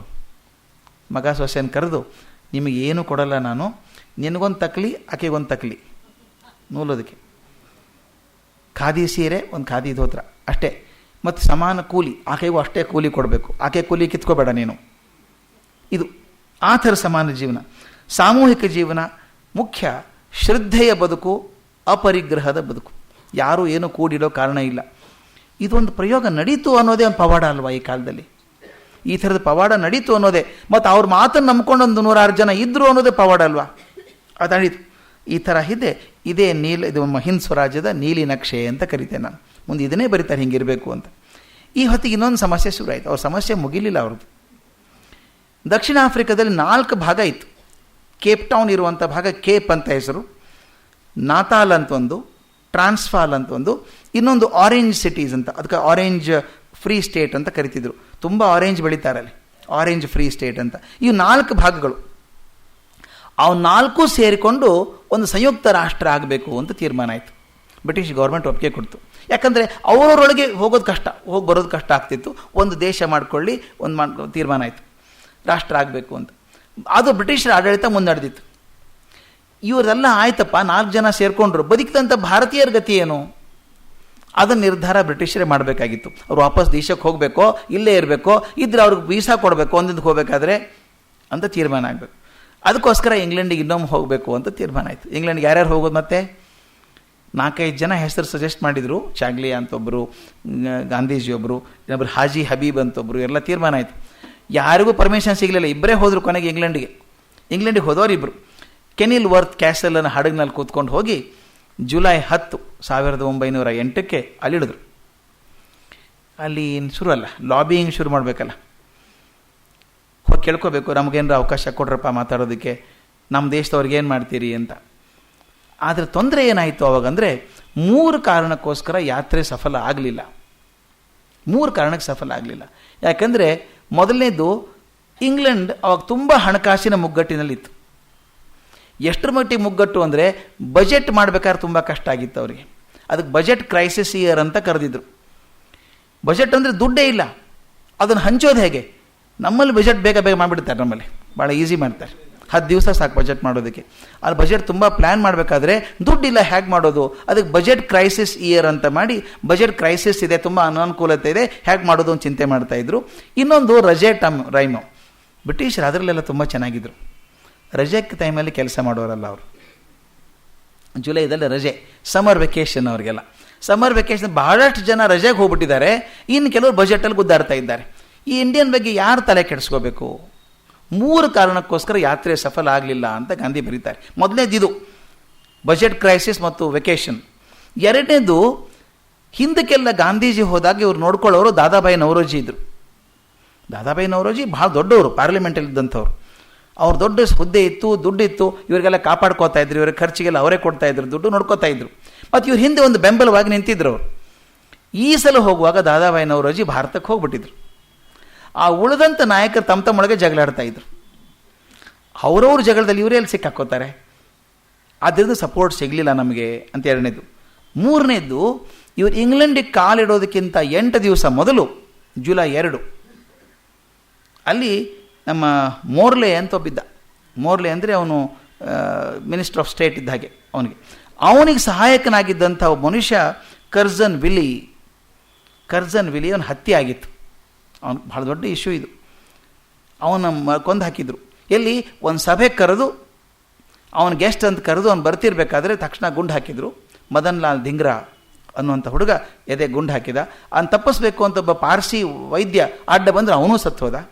ಹೀಗಾಗಿ ಆ ಬ್ರಿಟಿಷ್ ಸಹಾಯಕನ ಹತ್ಯೆ ಆದ್ದರಿಂದ ಜನ ಸ್ವಲ್ಪ ಭಾರತೀಯರ ಬಗ್ಗೆ ಹುಷಾರಾಗಿದ್ದರು. ಅನ್ಫಾರ್ಚುನೇಟ್ಲಿ ಏನಾಯಿತು ಅಂದರೆ, ಆ ಜನಕ್ಕೆ ಈ ಸೌತ್ ಆಫ್ರಿಕಾದ ಭಾರತೀಯ ಸತ್ಯಾಗ್ರಹಿಗಳಿಗೂ ಈ ಉಗ್ರವಾದಿಗಳಿಗೇನೋ ಸಂಬಂಧ ಇದೆ ಅಂತ ತಲೆಯಲ್ಲಿ. ಅದು ಇವ್ರು ಯಾರೂ ಇವ್ರನ್ನ ಸಹಾಯ ಹತ್ತಿರ ಕೊಡಲಿಲ್ಲ ಅವರು. ಈ 3 ಕಾರಣಕ್ಕೆ ನಾವು ಸೋತು ಹೋದ್ವಿ ಅಂತ ಹೇಳ್ತಾರೆ ಗಾಂಧೀಜಿ. ಒಂದು ವೆಕೇಷನ್ನು, ಕ್ರೈಸಿಸ್ಸು. ಎರಡನೇದು, ನೋಡ್ಕೊಳ್ಳೋಕೆ ಯಾರು Dadabhai Naoroji ಅಂಥವರಿಲ್ಲ.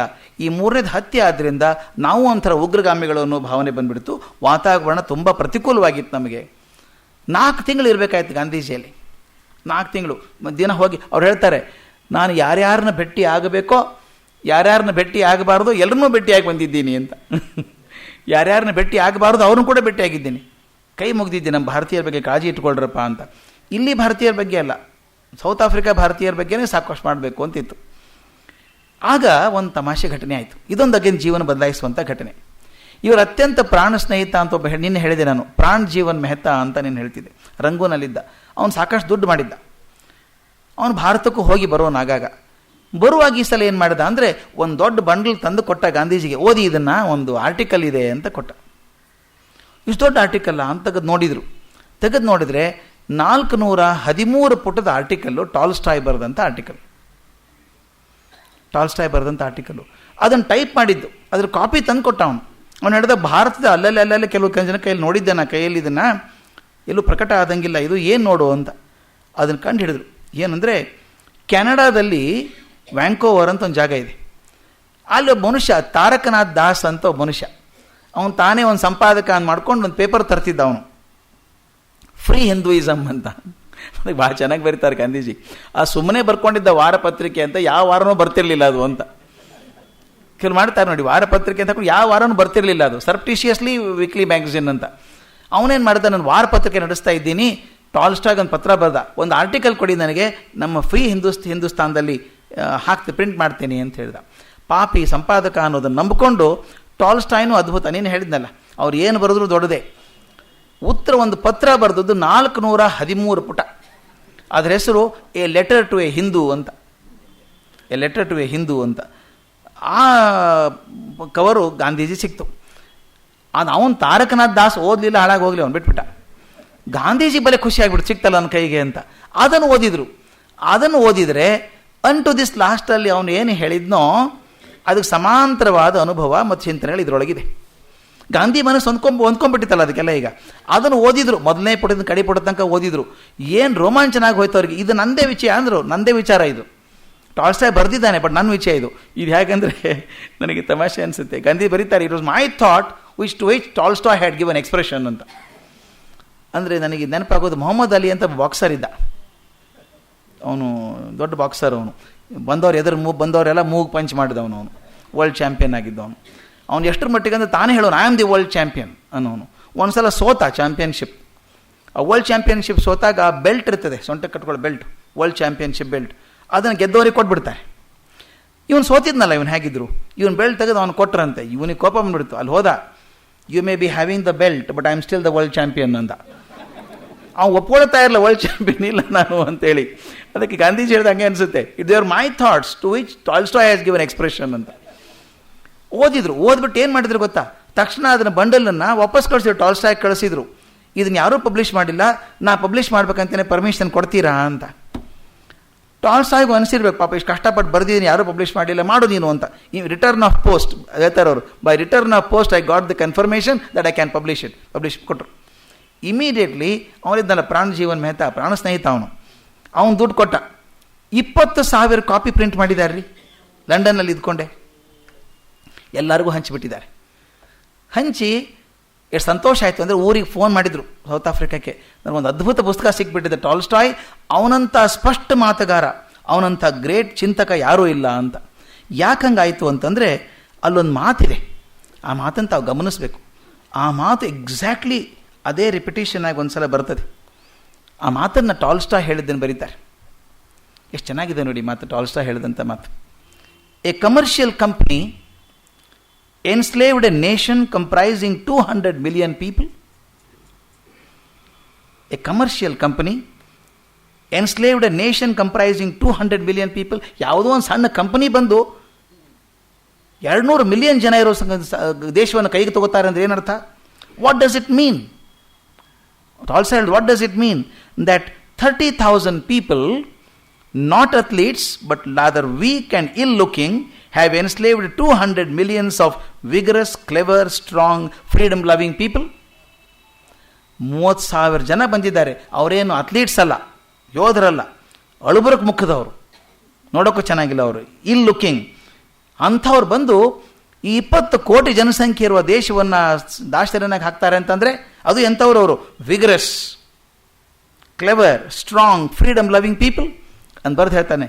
Do not the figures make it clear that not the English but the Indians have enslaved themselves? ಅಂದರೆ ಇದು ಅರ್ಥ ಆಗುತ್ತೆ ಏನಂದರೆ ಬ್ರಿಟಿಷರು ನಮ್ಮನ್ನು ದಾಸ್ಯದಲ್ಲಿ ಹಾಕಲಿಲ್ಲ, ನಾವೇ ದಾಸ್ಯಕ್ಕೆ ಸಿಕ್ಕಾಕೊಂಡ್ವಿ ಅಂತ. ಇಲ್ಲದ್ರ ಧೈರ್ಯ ಏನ್ರಿ? 30,000 ಜನ ಬಂದು ಒಂದು 20 ಕೋಟಿ ಜನಸಂಖ್ಯೆ ಇರೋ ದೇಶವನ್ನು ದಾಸ್ಯಕ್ಕೆ ನೂಕ್ತಾರೆ ಅಂದರೆ ಅವ್ರು ನೂಕಲಿಲ್ಲ, ನಾವೇ ದಾಸ್ಯಕ್ಕೆ ಸಿಕ್ಕಾಕೊಂಡ್ವಿ ಅಂತ ಟಾಲ್ಸ್ಟಾಯ್ ಬರೆದು ಗಾಂಧಿ ಮನಸ್ಸಲ್ಲಿ ಕೂತ್ಕೊಂಡ್ಬಿಡ್ತು. ತಕ್ಷಣ ಅಂದರು, ಇದು ಕರೆಕ್ಟ್, ಇದು ದಾಸ್ಯ ಬಂದದ್ದು ನಮ್ಮಿಂದಾನೆ, ಅವರಿಂದ ಏನಲ್ಲ ಅಂತ ಹೇಳಿ ಬಂದು ಶುರು ಮಾಡಿದ್ರು ನೋಡಿ. 20,000 ಕಾಪಿ ಮಾಡಿ ಹಾಕಿದ್ರು. ಸ್ವರಾಜ್ಯದ ಬಗ್ಗೆ ಚಿಂತೆ ಬರೋಕ್ಕೆ ಶುರು ಆಯಿತು. ಹಾಗಾದರೆ ದಾಸ್ಯವನ್ನು ಬ್ರಿಟಿಷರು ನಮಗೆ ಹಾಕಲಿಲ್ಲ, ನಾವೇ ಸಿಕ್ಕಾಕೊಂಡಿದ್ದೀವಿ ಅನ್ನೋ ತತ್ವ ಬಂತು. ಇನ್ನೊಂದು ಪುಸ್ತಕ ಅವ್ರ ಕೈಯಲ್ಲಿ ಸಿಕ್ತವಾಗ, ಅದು ಎಡ್ವರ್ಡ್ ಕಾರ್ಪೆಂಟರ್ ಅನ್ನೋ. ಈ 3 ಪುಸ್ತಕ ಬಹಳ ಮುಖ್ಯವಾದದ್ದು. ಹಿಂದ್ ಸ್ವರಾಜ್ ಓದ್ಬೇಕಾದ್ರೆ ಆ 3 ಪುಸ್ತಕದ ಹಿನ್ನೆಲೆ ಬೇಕೇ ಬೇಕು ನಮಗೆ. ಎಡ್ವರ್ಡ್ ಕಾರ್ಪೆಂಟರ್ ಅನ್ನೋನು ಬರೀತಾನೆ, civilisation its cause and cure ಅಂತ. ಈ ನಾಗರಿಕತೆ ಅದರದ್ದು ಆದದ್ದು ಹೇಗೆ, ಅದಕ್ಕೆ ಅದು ರೋಗ, ಅದರ ರೋಗ ಏನು ಮತ್ತು ಅದು ನಿಧಾನ ಏನು, ಎರಡೂ ಬರೀತಾರೆ. ಈ ನಾಗರಿಕತೆ ಅಂದರೆ ಏನು ಬಗ್ಗೆ ಪುಸ್ತಕ ಕಾರ್ಪೆಂಟರ್ ಬರೆದ. ಆ ಪುಸ್ತಕ ಓದಿದ ಮೇಲೆ ಅವ್ರಿಗೆ ಅಂದರೆ ಹೇಗೆ ಬರೆದಿದ್ದಾನೆ ಅದರೊಳಗೆ ಅಂದರೆ, ಒಂದು ನಾಗರಿಕತೆ ಸರಿಯಾದ ಮಾರ್ಗದರ್ಶನ ಇಲ್ಲದೆ ಹೋದರೆ ಹೇಗೆ ಕೊಳೆತು ಒಂದದು ಪೂರ್ತಿ ನಿರ್ಜೀವ ಅವಸ್ಥೆಗೆ ಬಂದ್ಬಿಡ್ತದೆ ಅಂತ ಅದ್ರ ಬಗ್ಗೆ ಬರೆದಿದ್ದಾನೆ. ಅದಾಗಬೇಕಾದ್ರೆ ಏನು ಮಾಡಬೇಕು, ಆಗಬಾರ್ದಾದ್ರೆ ಏನು ಮಾಡಬೇಕು ಅಂತೆಲ್ಲ ಸಲಹೆಗಳನ್ನು ಕೊಟ್ಟಿದ್ದಾನೆ. ಅದು ಬರೀತಾನೆ, ಒಂದು ನಾಗರಿಕತೆ ಅನ್ನುವಂಥದ್ದು ಒಂದು ರೋಗ ಅಂತ ಬರೀತಾನೆ. ನಾಗರಿಕತೆ ಅನ್ನುವಂಥದ್ದು ಒಂದು ರೋಗ ಅಂತ ಬರೀತಾನೆ. ಅದು ಗಾಂಧೀಜಿ ಬಹಳ ಇಷ್ಟ ಆಗಿಬಿಡ್ತು. ಯಾಕಂದರೆ ಈಗ ಇದು ನಿಸರ್ಗ ಜೊತೆಗೆ ಇರಬೇಕು ಅಂತ ಆಗಿದೆಯಲ್ಲ, ಆದಾಗ ಇದು ಯಾರು ಬರೆದ್ರು ಸಂತೋಷ ಆಗೋದು, ತಕ್ಷಣ ಖುಷಿ ಆಯಿತು, ಈ ಪುಸ್ತಕ ಪ್ರಭಾವ ಬೀರಿತು ಅಂತ. ಇನ್ನೊಂದು ಆರ್ಟಿಕಲ್ ಅವ್ರ ಮನಸ್ಸು ಬಿಡ್ತು. ಆ ಹೊತ್ತಿಗೆ ಒಂದೇ ಸಲ ನೋಡಿ, ನಾನು ಇದನ್ನು ಯಾವಾಗಲೂ ಹೇಳ್ತಾ ಇರ್ತೇನೆ ಸ್ನೇಹಿತರೆ, ನನ್ನ ಮನಸ್ಸಿನಲ್ಲಿ ಅತ್ಯಂತ ಪ್ರಾಮಾಣಿಕತೆ ಇದ್ದರೆ, ದುಡಿಬೇಕು ಅಂತ ಆಸೆ ಇದ್ದರೆ, ಭಗವಂತ ಪಕ್ಕದಲ್ಲೇ ನಿಂತ್ಕೋತಾನೆ ಅಂತ, ಬೇಕಾದಂತ ಕೊಡ್ತಾನೆ ಅಂತ. ಆದರೆ ಮನಸ್ಸಿನಲ್ಲಿ ಆ ಪ್ರಾಮಾಣಿಕತೆ ಇರಬೇಕು, ಮಾಡ್ತೀನಿ ಅಂತ. ಗಾಂಧೀಜಿ ಮನಸ್ಸಲ್ಲಿತ್ತು, ಪ್ರಾಮಾಣಿಕವಾಗಿ ಮಾಡಬೇಕು ಅಂತಿದೆ, ಕಷ್ಟಪಡೋ ಛಲ ಇದೆ. ಆಗ ಭಗವಂತ ಹಾದಿ ಹೆಂಗೆ ತೋರಿಸ್ತಾನೆ ನೋಡಿ. ಇವರು ಇಂಗ್ಲೆಂಡಿಂದ ವಾಪಸ್ ಬರೋದಕ್ಕಿಂತ ಮೊದಲು 2 ತಿಂಗಳು ಸೆಪ್ಟೆಂಬರ್ದಲ್ಲಿ ಒಂದು ಆರ್ಟಿಕಲ್ ಬಂದಿದೆ. G.K. ಚೆಸ್ಟರ್ಟನ್ ಅಂತ, ದೊಡ್ಡ ವಿದ್ವಾಂಸ ಆಗಿನ ಕಾಲಕ್ಕೆ. ಚೆಸ್ಟರ್ಟನ್ ಒಂದು ಆರ್ಟಿಕಲ್ ಬರೀತಾನೆ, ಒಂದು ಲೇಖನ ಬರೆದಿದ್ದಾನೆ.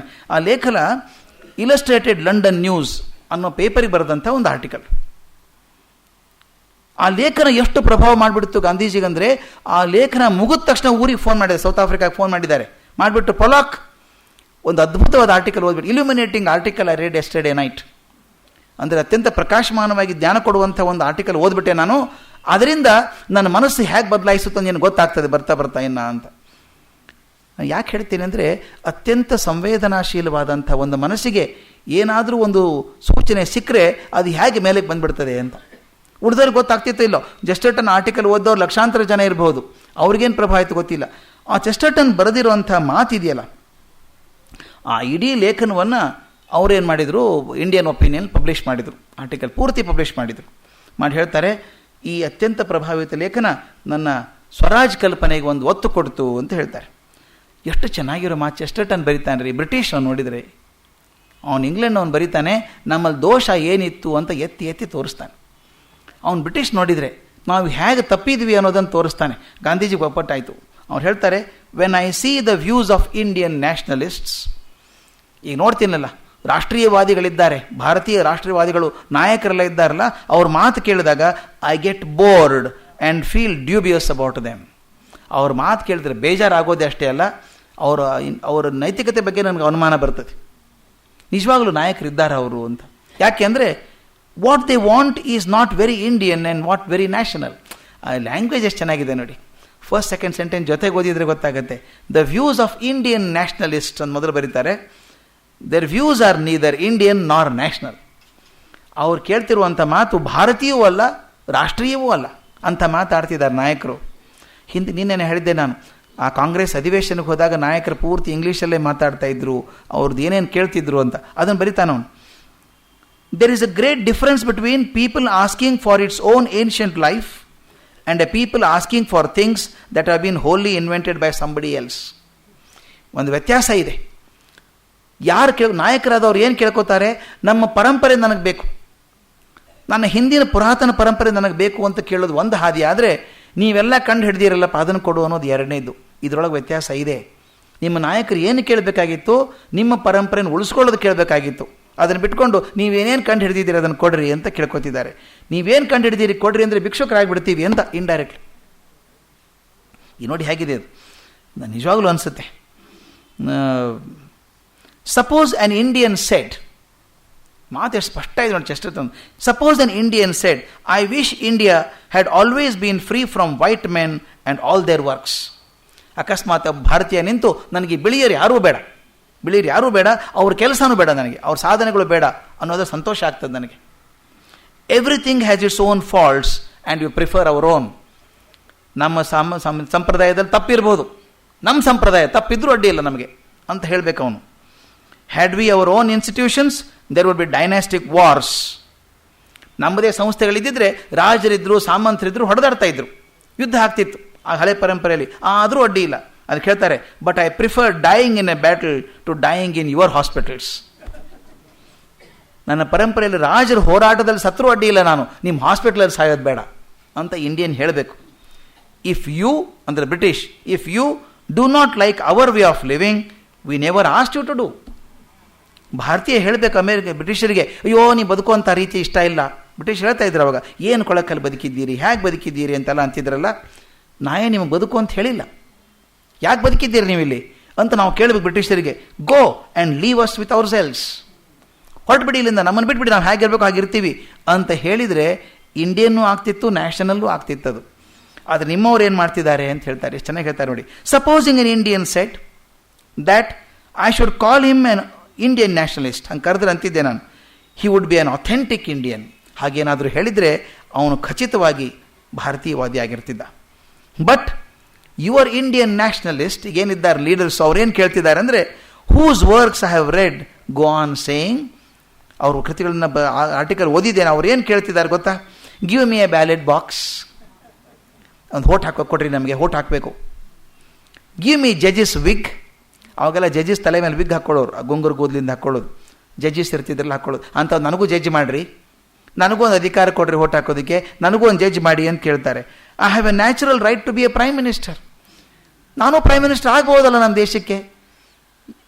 ಆಮೇಲೆ ಮುಂದೆ, my soul is starved if I am excluded from the editorship of Daily Mail, ನನಗೊಂದು ನಿಮ್ಮ ಪತ್ರಿಕೆ ಬರ್ತಲ್ಲ ಡೈಲಿ ಮೇಲ್, ಅದಕ್ಕೆ ನನಗೆ ಸಂಪಾದಕತ್ವ ಕೊಡಿಸ್ಕೊಡಿ ಅಂತ ಕೇಳ್ತಾರೆ. ಅದಕ್ಕೆ ಹೇಳ್ತಾರೆ, even the most sympathetic person May say in reply, ಅತ್ಯಂತ ಸಹಾನುಭೂತಿ ಇರೋ ಮನುಷ್ಯ ಕೂಡ ಏನು ಹೇಳ್ತಾನೆ ಗೊತ್ತಾ? ಹಿಂಗೆಲ್ಲ ಕೇಳಿದರೆ, ಹೀಗೆಲ್ಲ ಕೇಳ್ತಿರಲ್ಲ, ಭಿಕ್ಷೆ ಬಿಡ್ದಂಗೆ ಬಿಡ್ತಿರಲ್ಲ, ಅದಕ್ಕೆ ಏನು ಹೇಳ್ತಾನೆ ಅವನು? What you say is very fine, ನೀವೇನು ಹೇಳ್ತಿರಲ್ಲ ಭಾಳ ಚೆನ್ನಾಗಿದೆ, ಮೈ ಗುಡ್ ಇಂಡಿಯನ್, ನನ್ನ ಇಂಡಿಯನ್ ಸ್ನೇಹಿತ, but it is we who invented all these things. ನೀವೇನೇನು ಕೇಳ್ತಿರಲ್ಲಪ್ಪ ಅದನ್ನು ನಾವು ಕಂಡು ಹಿಡಿದು ಅದನ್ನ ಯಾಕೆ ಕೇಳ್ತೀರಿ ನೀವು? ಹೊರ ಕಳಿಸಿ ನಮ್ಮನ್ನು ಅಂತ ಹೇಳ್ತಾನೆ. ಹೇಳಿಬಿಟ್ಟು ಹಾಗೆ ಮಾಡೋದಾದರೆ ಅಥೆಂಟಿಕ್ ಇಂಡಿಯನ್ಸ್ ನೀವು. ನಿಮ್ಮ ಪರಂಪರೆಯಲ್ಲಿ ದೋಷ ಇದ್ದರೆ ಸರಿ ಮಾಡ್ಕೊಳ್ಳೋ ಶಕ್ತಿ ನಿಮಗಿದೆ, ಅದನ್ನು ಸರಿ ಮಾಡ್ಕೊಳ್ಳಿ ಗಟ್ಟಿಯಾಗಿ. ಅದನ್ನು ಬಿಟ್ಕೊಂಡ್ಬಿಟ್ಟು ನೀವೇನೇನು ಕಂಡು ಹಿಡಿದಿರಿ ಅದನ್ನು ಕೊಡ್ರಿ ನನಗೆ, ನಿಮ್ಮ ಪಾರ್ಲಿಮೆಂಟ್ ಕೊಡ್ರಿ ನನಗೆ, ನಿಮ್ಮ ಸಿಸ್ಟಮ್ ಕೊಡ್ರಿ ಅಂತ ಕೇಳಬೇಡಿ. ನಿಮ್ಮಲ್ಲಿ ಇತ್ತಲ್ಲ ಮೊದಲು ಸಿಸ್ಟಮ್, ಚೆನ್ನಾಗಿ ಇತ್ತಲ್ಲ. ಅವ್ನು ಹೇಳ್ತಾನೆ, ಬ್ರಿಟಿಷರಿಗೆ ಹೇಳಬೇಕು ನೀವು, ನಮ್ಮ ಸಿಸ್ಟಮ್ ಚೆನ್ನಾಗಿತ್ತು, ನಾವು ಹೋರಾಡಿ ಸತ್ರು ಅಡ್ಡಿ ಇಲ್ಲ, ನೀವು ಪಡೆದದ್ದು ಬೇಡ ಅಂತ ನನಗೆ ಹೇಳೋದಾದರೆ ಅವನು ಅಥೆಂಟಿಕ್ ಇಂಡಿಯನ್ ಆಗ್ತಾನೆ ಅಂತ. ಈ ಮಾತು ಅವರ ಮನೋಭೂಮಿಕೆಯನ್ನು ನಿರ್ಧಾರ ಮಾಡ್ತು. ಒಬ್ಬ ಬ್ರಿಟಿಷ್ ನನಗೆ ಹಿಂಗೆ ಹೇಳ್ತಾನಲ್ಲ, ಹೌದು ನಾವು ಬ್ರಿಟಿಷರಿಗೆ ಗಟ್ಟಿಯಾಗಿ ಹೇಳಬೇಕೀಗ, ವಿ ಡೋಂಟ್ ಲೈಕ್ ಯು ಅಂತ. ಅದಕ್ಕೆ ಕೆಲವೊಂದು ಪಾಯಿಂಟ್ಗಳನ್ನು ಹೇಳಿ ಮುಗಿಸ್ತೇನೆ ಇವತ್ತು. ಯಾವುದರಿಂದ ಹಿಂದ್ ಸ್ವರಾಜ್ ಬಂತು ಅಂತ. ಇಂಗ್ಲೆಂಡ್ ಮತ್ತು ಆಫ್ರಿಕಾದ ರಾಜಕೀಯ ಮತ್ತು ಆ ನಾಗರಿಕತೆಯ ವಿಫಲತೆ. ಅವ್ರು ಹೇಳ್ತಾರೆ, whenever I see a big man in England I get disappointed with his behaviour ಅಂತ.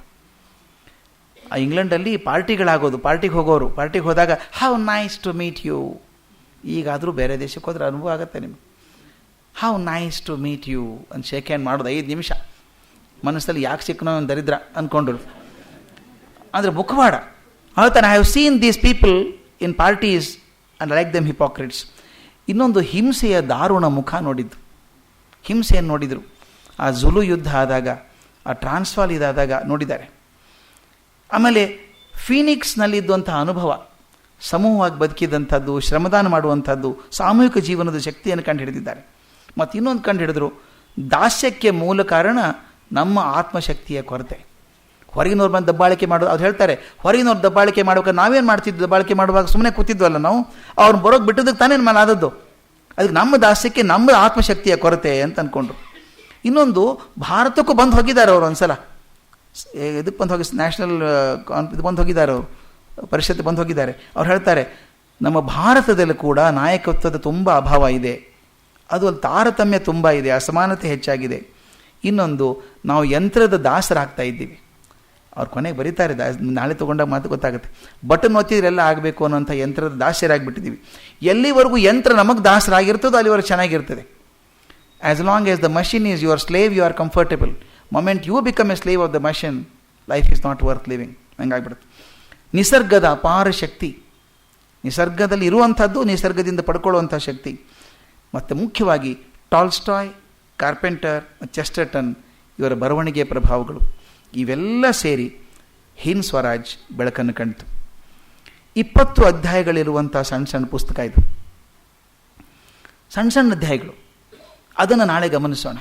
ಎಲ್ಲವನ್ನೂ ಚರ್ಚೆ ಮಾಡೋಕೆ ಆಗೋದಿಲ್ಲ, ಆದರೆ ಪ್ರತಿಯೊಂದು ಅಧ್ಯಾಯದಲ್ಲಿ 1-2 ಪ್ರಶ್ನೆಗಳನ್ನು ತಗೊಂಡು ಆ ಪ್ರಶ್ನೆಗಳು ಇವತ್ತಿಗೂ ಹೇಗೆ ಪೂರಕ ಆಗ್ತದೆ, ಅದರ ಬಗ್ಗೆ ಬಂದಂಥ ಟೀಕೆಗಳನ್ನು, ವಿಮರ್ಶೆಗಳನ್ನು ಸ್ವಲ್ಪ ನೋಡಿದರೆ ಇವತ್ತಿಗೂ ಕೂಡ ಹಿಂದ್ ಸ್ವರಾಜ್ ಬಹುಮಟ್ಟಿಗೆ ನಮಗೆ ಹೊಂದುತ್ತೆ, ನಮ್ಮ ಜೀವನಕ್ಕೆ ಮಾರ್ಗದರ್ಶಿ ಆಗ್ತದೆ ಅನ್ನೋ ಮಾತನ್ನು ಹೇಳುವಲ್ಲಿಗೆ ಇವತ್ತಿನ ಮಾತು ನಿಲ್ಲಿಸ್ತೇನೆ. ನಮಸ್ಕಾರ.